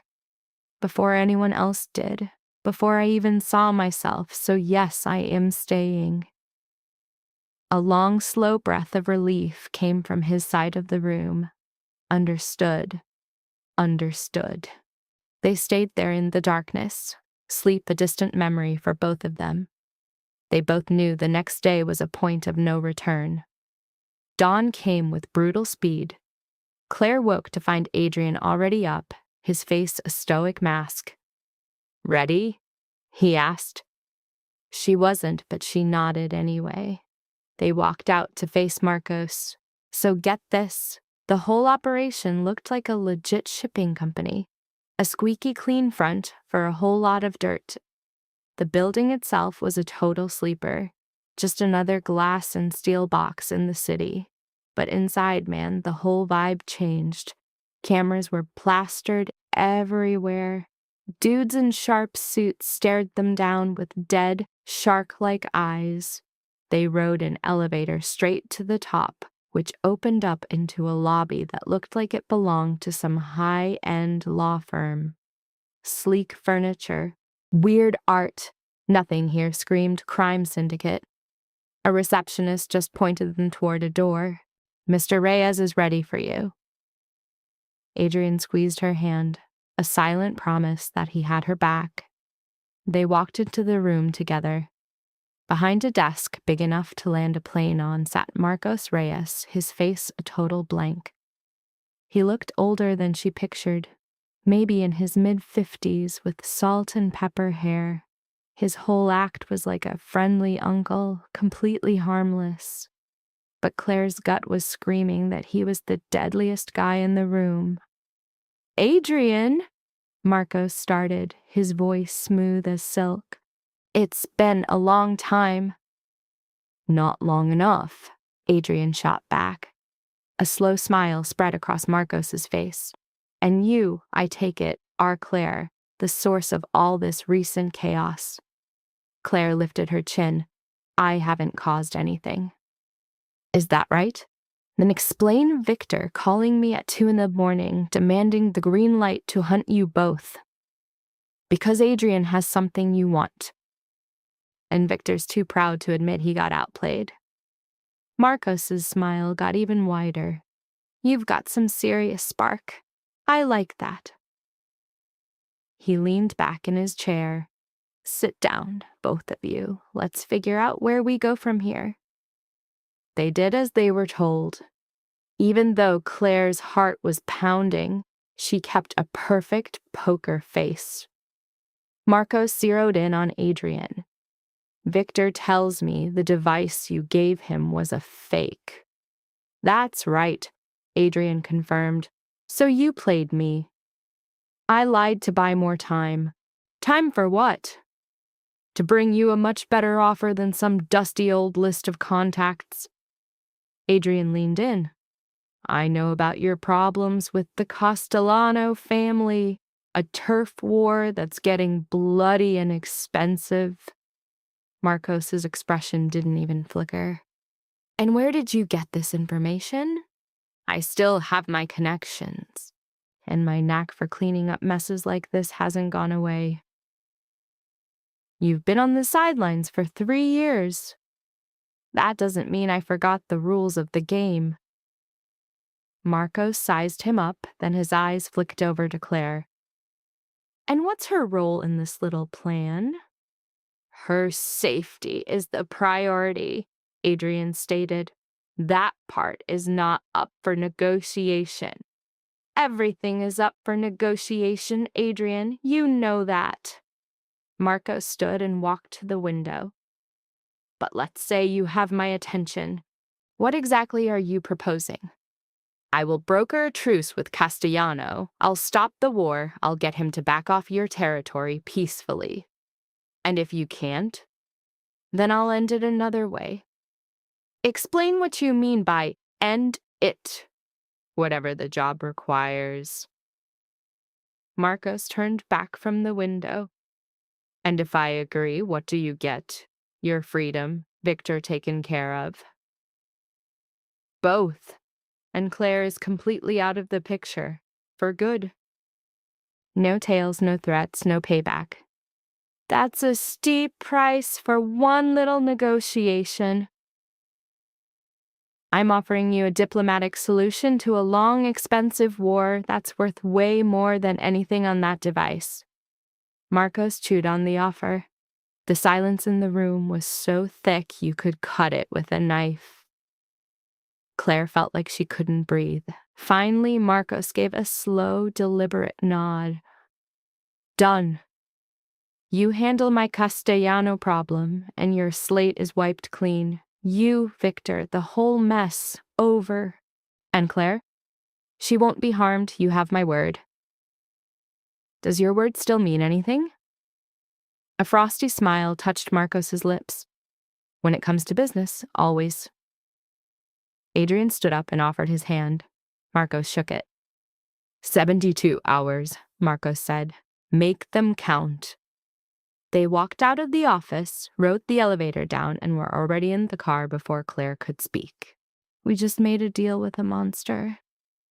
Yes, Adrian said quietly. We did. The 72-hour timer started the second they stepped out of Marcos's tower. Adrian drove them to a greasy spoon across town, the kind of place with cracked vinyl booths and coffee that tastes like battery acid. It was a spot to think, and Adrian swore he was sharpest when surrounded by flaws. Claire just swirled her cup. So, how in the hell do we broker a peace deal between two mob families at war? With extreme care. Adrian pulled out his phone, scrolling through contacts from his past life. First, I need to find out what Castellano is really after. These fights are almost never about the real estate. There's always a hidden agenda. Like what? Cash, pride, revenge, the list is long. His thumb stopped scrolling, and his face went grim. I know someone who might have the answer. But calling her means digging up a part of my life I buried 3 years ago. Her? Elena Voss. She used to be an intelligence broker for both sides, a neutral party. If anyone knows how this war kicked off, it's her. Then call her. Adrian paused. Elena and I have a past. It's messy. Is that past more important than our lives? He looked at her. No, it's not. He made the call. Claire watched his face as he waited for an answer, saw the hard set of his jaw and a quick flash of regret in his eyes. The call was short and sharp. When he hung up, he looked like he'd aged a decade. She agreed to a meeting tonight, on neutral turf. He slammed back the rest of his coffee. But she says you have to come too. Me?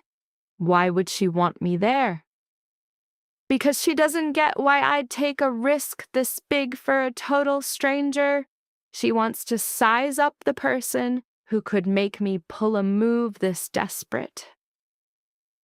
The next few hours were all prep. Adrian gave Claire the full story on Elena, a scarily smart and ruthless ex-military intelligence agent.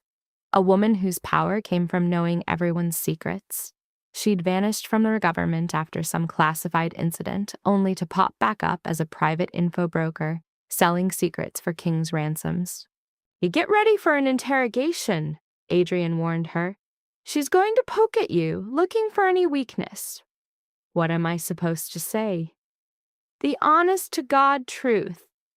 Elena has a nearly supernatural talent for sniffing out a lie. They found Elena in a wine bar in the financial district, a place where a bad glass of wine costs $20 and everybody pretends to be an expert. She was already there, holding down a corner booth with a dark drink in front of her. Younger than they thought, maybe around 40, with sharp features and a look that took in everything. Her eyes scanned them as they approached, finally landing on Claire. So, you're the one, Elena said, who pulled Adrian Cross out of hiding. I didn't bring him anywhere, Claire shot back, sliding into the booth like she belonged there. He made his own choice. A small smile touched Elena's lips. I like you already. She looked at Adrian. You look like you've been through it. It's been a rough week. I heard about the wedding. Victor always did love his theatrics. Elena raised her wine glass. So what do you want? We need the real story on the Castellano mess. Who's the puppet master? That kind of truth has a big price tag. Name it. Elena put her glass down. I need to know your motive. Why come back after 3 years of nothing? Why torture your entire life for... She gestured at Claire. Her? A muscle in Adrian's jaw twitched. That's not on the table. And my information has its price. Then you'll get your answer, or this conversation is over. Claire spoke up before Adrian could. Because he's trying to keep me from getting killed. Because his past dragged me into this, and now we need to find a way out. And because he seems to think my life is worth all this trouble. She held Elena's gaze without flinching. Is that a good enough answer for you? Elena watched her for a long beat. You know what he was, don't you? The things he's done. I know. And you're still sitting here? I am. A flicker of something changed in Elena's eyes.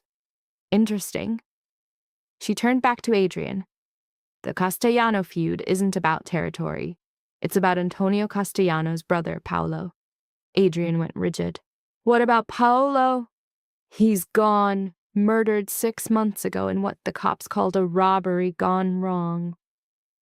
But Antonio doesn't buy the official report. He's dead certain Marcos called the shot. And did he? No. But a third party wanted Antonio to think so. Someone who gets paid when the two families bleed each other dry. Who? The slightest hint of a smile appeared on Elena's lips. Now that's the really pricey info. Adrian started to reach for his wallet. What's the cost? I don't want your money, Adrian. Elena leaned forward. I want a favor. One favor, no questions asked. To be cashed in whenever I say so. That's a blank check. That's my price. Adrian's eyes met Claire's. She gave him one single sharp nod. They were out of options. Fine, Adrian agreed. One favor. Elena slid her phone across the polished table. So get this. The screen shows this dude in his late 30s, decked out in designer gear, with a face like a block of ice. Name's Marco Santos. This guy runs a wannabe crew, nothing like the Marcos or Castellano syndicates, but he's got big plans. He's been feeding Antonio a whole bunch of lies about how Paolo died, even cooking up fake evidence to frame Marcos. His master plan: let the big dogs tear each other apart. Then he swoops in to pick up the pieces. All we gotta do is expose Santos. But hold up, it ain't that easy. Antonio already swallowed the bait, hook, line, and sinker. You'd need an ironclad, undeniable smoking gun to change his mind. And Santos?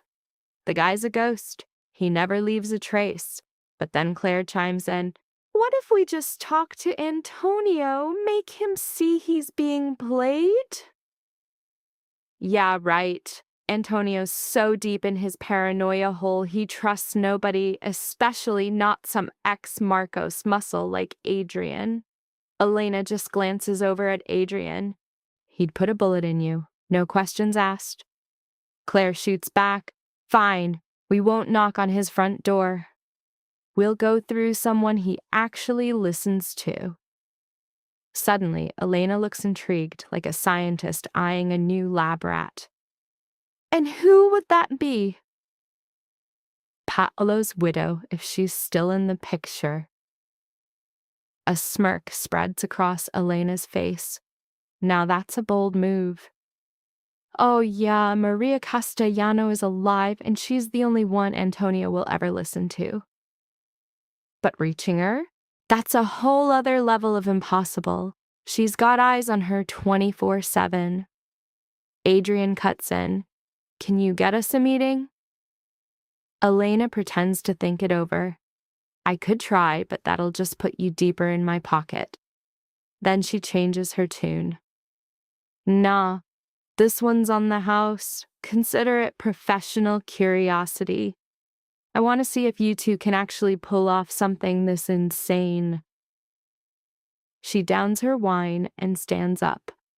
I'll reach out to Maria. If she says yes, you'll get the call. Until then, make yourself scarce. Santos has his goons hunting you all over the city. And with that, she's gone. Claire and Adrian are left in the ringing silence. Another favor we owe Elena Voss, Adrian mutters. And you know the price for that one's gonna be steep. We'll cross that bridge when we get to it, Claire says, studying his face. You think Maria will actually see us? No clue. The last file I had on her painted a picture of a woman running on pure grief and rage, and someone like that, they're a total wild card. They left the bar and headed back to their hideout. Then the waiting game began, and it was pure torture. Claire couldn't sleep. Her nerves were shot. Every creak was an enemy, every car a potential hit. Then around midnight, Adrian's phone buzzed. He checks the message, and his eyes lock with Claire's. Maria's in, tomorrow afternoon, a church in Little Italy. A church? It's neutral ground. No guns allowed. Elena's gonna be there to play referee. Claire takes it all in. Got it. So we just have to convince a grieving widow that her husband's murder is just a power play in a mob war. easy. A tiny smirk plays on Adrian's lips. Nothing about this is easy. They show up at 2 p.m. the next day. The place is ancient, built back in the early 1900s with light streaming through stained glass windows and smelling of old incense. Elena's waiting for them on the steps. "She's inside," Elena tells them. "Front pew, and she's not alone. She brought her brother-in-law, Antonio." Adrian lets out a quiet curse. "You said she'd be by herself." "I said I'd get to the meeting. I never said I could control who showed up." Elena shrugs, totally unbothered. "Look at it as a 2-for-1 deal. You flip her, you get him too." They walk through the huge doors. The church is dark and dead silent, except for their own footsteps. Maria Castellano is just a shadow in the front row, all in black, her skin like porcelain. Next to her is a guy who could only be Antonio, built like a tank, radiating pure, barely leashed violence. The second Antonio spots Adrian, he's on his feet. His hand starts moving toward his jacket. "No weapons." Elena's voice cuts through the quiet. "That was the deal." Antonio's hand freezes. "You've got 5 minutes, Cross. After that, I'm gone, and you're just a ghost." Adrian stops a few feet away. "I didn't come here to fight. I came to tell you you're being played." "By who?" "Marcos Santos." Antonio's expression is totally blank. "Santos is on our side. He gave me proof about Paolo." "He gave you a fairy tale he cooked up," Adrian fires back. "Santos needs you and Marcos at each other's throats so he can take over. Paolo's death had nothing to do with Marcos." "You're lying." "No, and I can prove it." Just then, Maria speaks, her voice soft but solid. "How?" Adrian turns to her, giving her his full attention. "The robbery where Paolo was killed. The cops said they took his wallet and his watch. But Paolo never wore a watch. He had a scar on his wrist from when he was a kid, something he always hid, a detail anyone who actually knew him would know." Maria lets out a sharp gasp. "How do you know about that scar?" "Because your husband and I did business years before I got out. He was a good man." Adrian's voice softens. "I'm sorry for your loss, but Santos is just using Paolo's memory to turn you into a puppet. The story he fed you, the witnesses. The reports blaming Marcos, it was all a lie." "Show me!" Antonio growls. Adrian slides a file from Elena across the table. "These are the real financial records from the night Paolo died. Santos doctored the copies he gave you. Your own accountants can confirm they're legit." Antonio snatches the file, his eyes flying across the pages. With every line he reads, his face gets darker and darker. Maria stands up. "If this is true, if Santos really—" Her voice trails off. "But why? What's the point?" "Ambition and a black hole where his soul should be. He knows if you and Marcos wipe each other out, he can just walk in and take over your turf." This time it's Claire who answers, her voice calm and steady. "Your husband was killed in a random mugging, not as some move in a bigger game. Santos is twisting your personal tragedy into an excuse for war." Maria's eyes lock onto Claire, really seeing her for the first time. "And who are you?" "Someone who knows what it's like to be used as a pawn in someone else's war." Claire doesn't flinch. "I'm sorry about your husband, but don't let Santos turn his memory into a battle cry." The file hits the floor with a thud. If this is real, Santos is a dead man. "That solves nothing," Adrian cuts in. "You kill Santos, you just kick off another war. The cycle never ends. More bodies, more broken families. He lets the silence hang in the air. Or, you let me handle it. Let me set up a sit-down with Marcos and Santos. We drag the lie out into the light. We end this without firing another shot. And what's in it for you? Antonio demands. What's your angle? My freedom. And hers. Adrian nods toward Claire. We're trying to get out of this life for good, and shutting this war down is the only way. A look of understanding passes between Antonio and Maria. Finally, Maria gives a small nod. Fine, you have 48 hours. Prove Santos is behind this and we'll stand down, but if you're playing us, I'm not, Adrian says flatly. They walk out of the church. A shiver runs through Claire, a delayed reaction to the adrenaline, but she holds it together until they're in the car. Well, that went better than I expected, Elena remarks from the driver's seat. Don't jinx it, Adrian replies. The hard part's just getting started. That hard part was convincing Marcos to sit in a room with Santos, with Antonio watching. Adrian spent the next 12 hours calling in every favor, hitting up old contacts, and putting together a plan that was basically a suicide mission. Finally, the stage was set. The meeting spot was a derelict warehouse in the industrial district, chosen because it was supposedly neutral ground. Marcos, Santos, and Antonio were the main event. Elena was the ref, and Adrian, he was the guy about to blow everything up. What if Santos just says it's all lies? Claire asked. Then we improvise, Adrian said, like always. They got there an hour early. Adrian did a sweep of the perimeter, mapping out every exit and potential kill zone. Claire watched him, taking in his process. You're really good at this, she said. At what?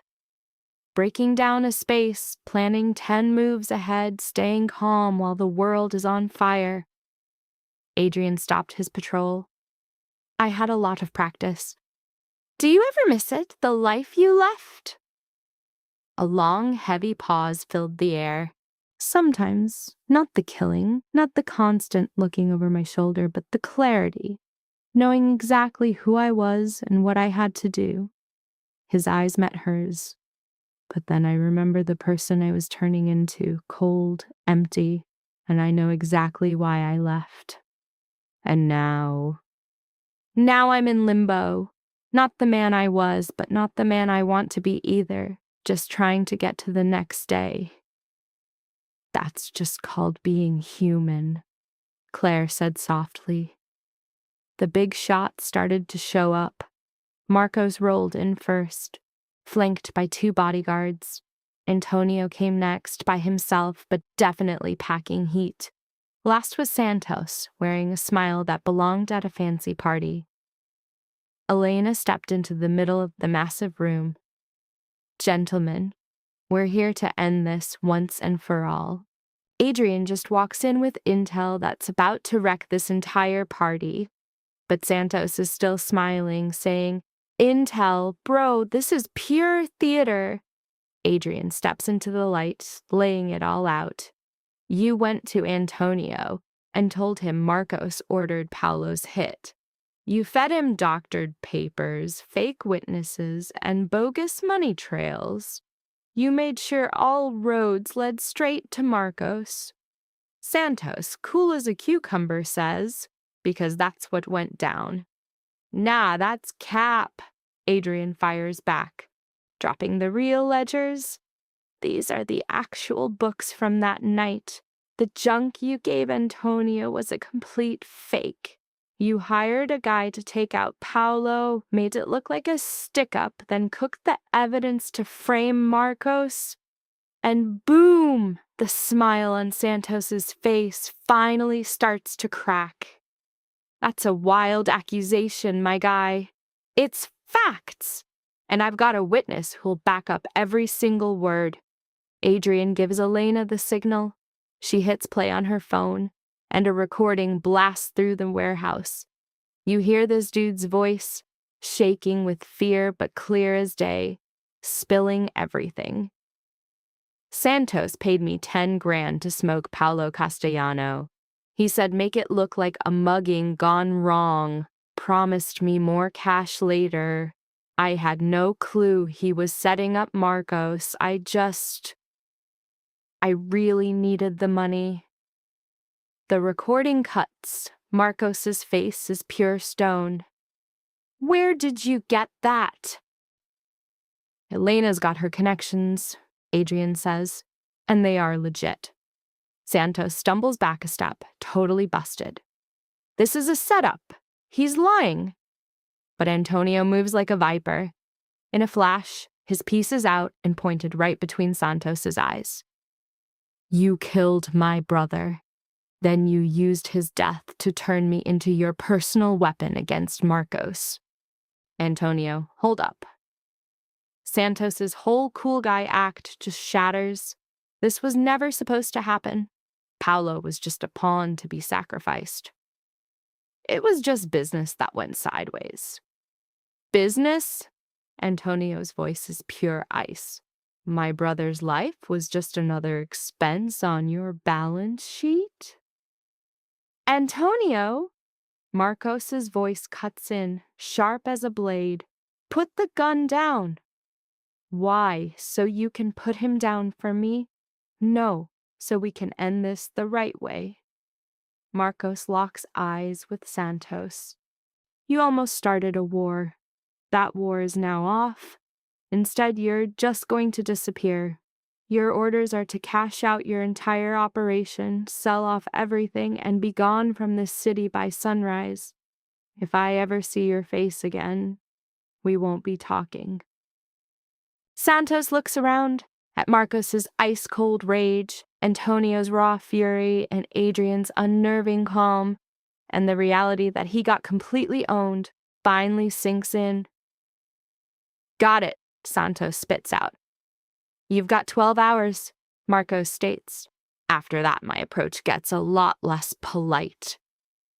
Santos just spins on his heel and walks out without another word. The silence is deafening. Marcos turns to Antonio. I'm sorry about Paulo. My information was bad. If you had known, what would you have done?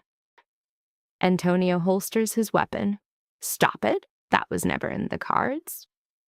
Maybe not, but I would have never let Santos use it to pit us against each other.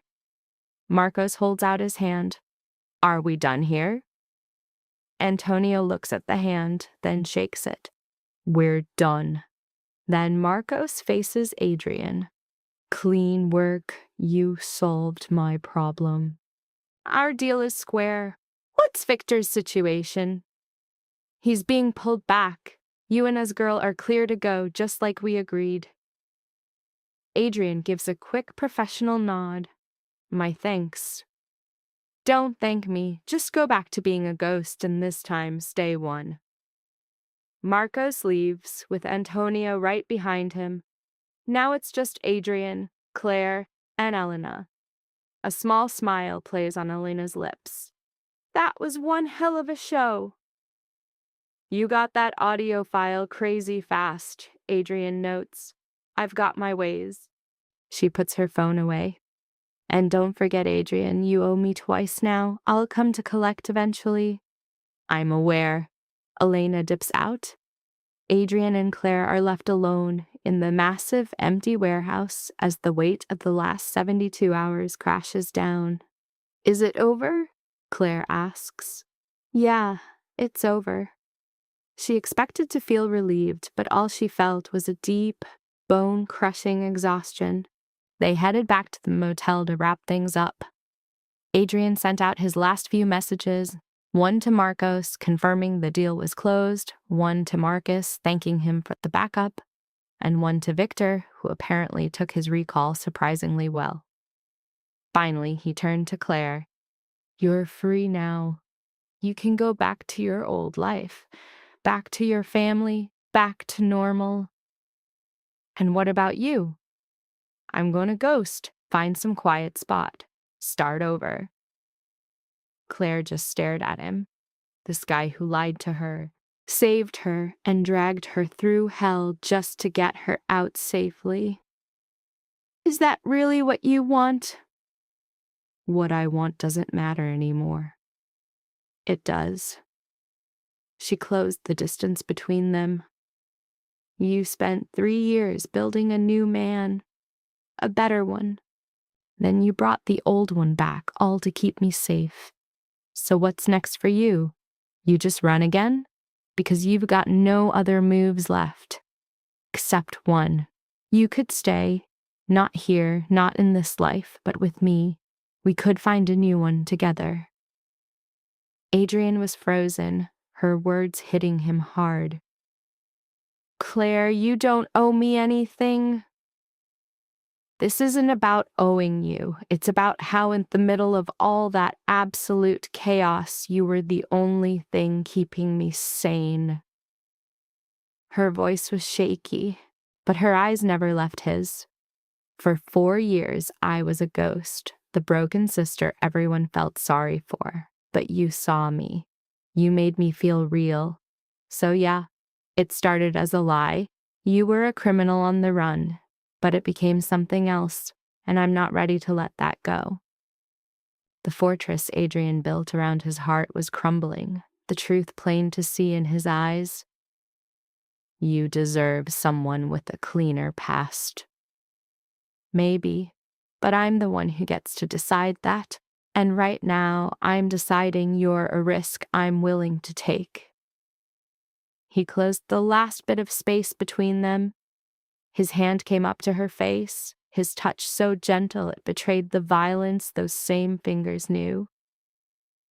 If we do this, he whispered, you have to understand. I am never going back to that life. Not for Marcos, not for anyone. I'm done. I know. And I will spend the rest of my life trying to be the man you think I am. You already are. She leaned into his touch. You just have to believe it. And then he kissed her. It started soft, a question, then turned into a silent confession of everything he couldn't say. Claire kissed him back, feeling like a piece of her soul had finally clicked into place. When they broke apart, a real smile touched Adrian's lips. What now? Now we go back. We face my family. We figure out how to explain any of this. That sounds like it's going to be a fun conversation. Probably not, but we can handle it. She took his hand. Together. The next morning, they checked out of the motel and drove back toward the city, back to the vineyard where their world had first fallen apart.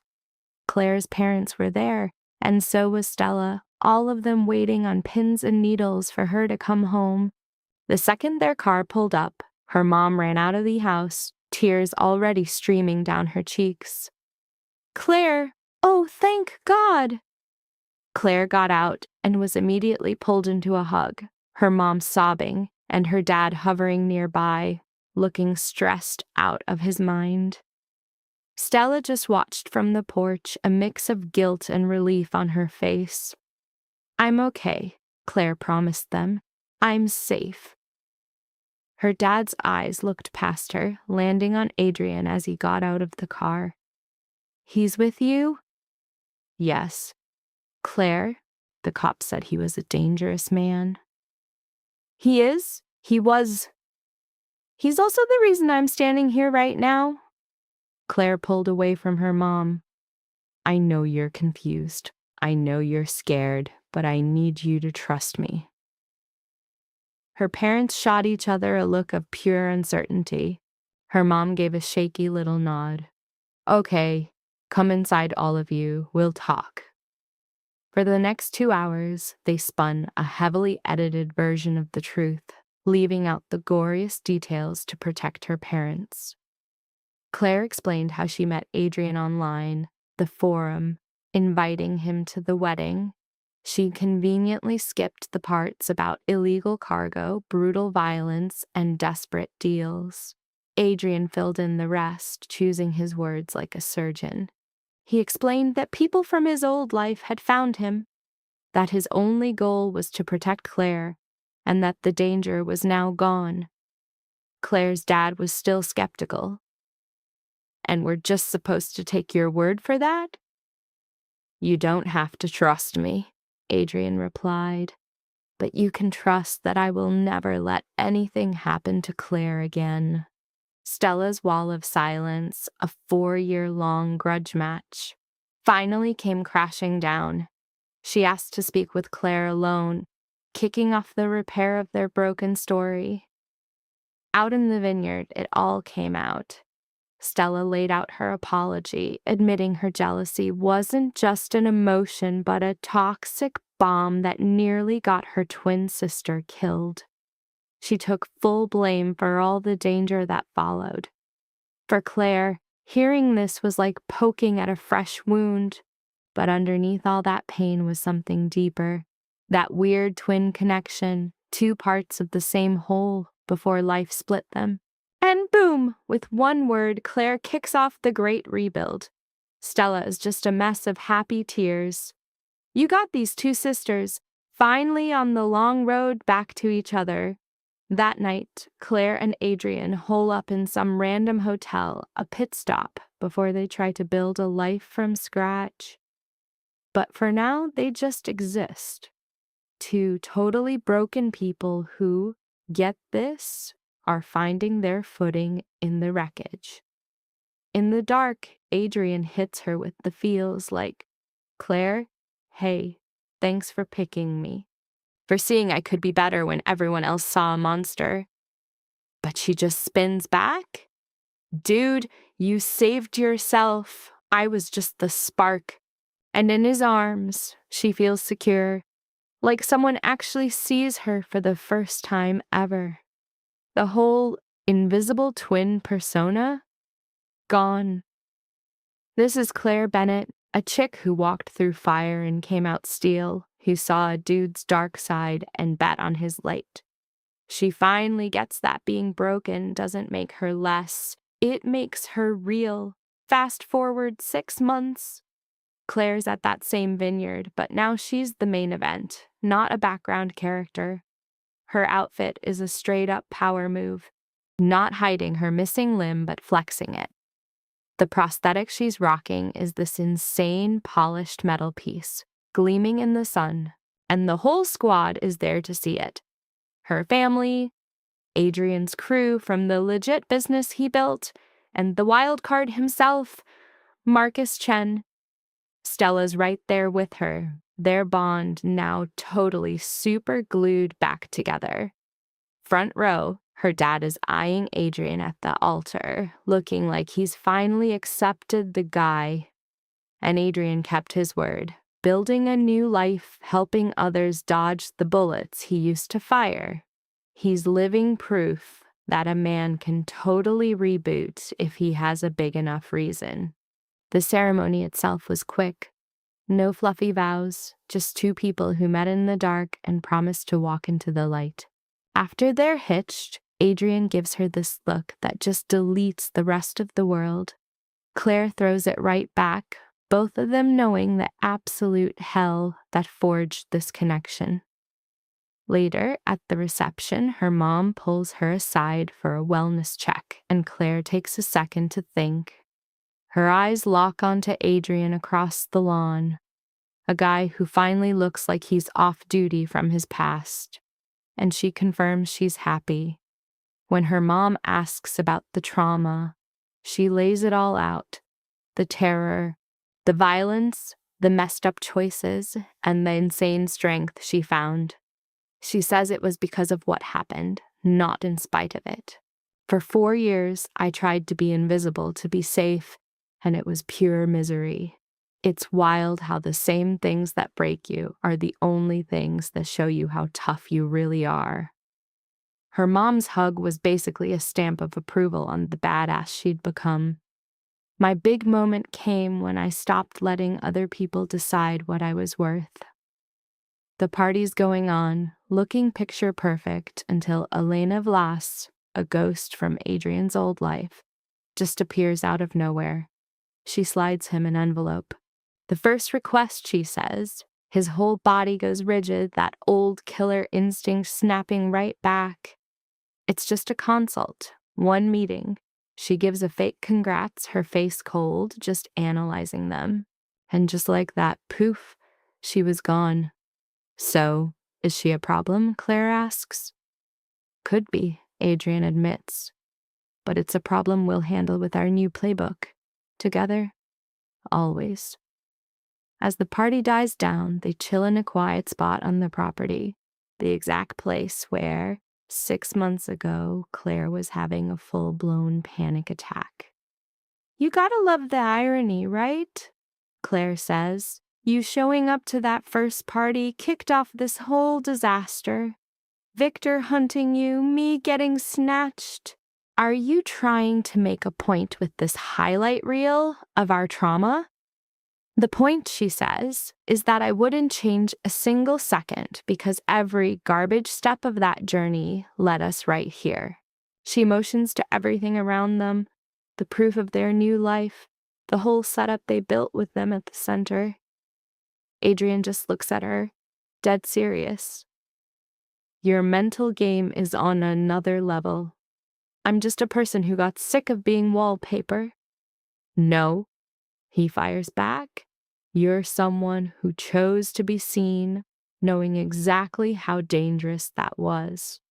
That takes a kind of courage most people don't even know exists. Claire meets his stare. You choosing a normal life over a violent one took some guts, too. They just stood there as the party noise faded. Two souls, both shattered in their own way, who made the call to pick love over being ruled by their own fear. The forgotten twin and the hitman who was the only one to ever really see her. This isn't some happily ever after, it's way better than that. A reality that's messy, tough, and completely earned. It was a balance they built right in the middle of total chaos, and that's exactly what makes it legit.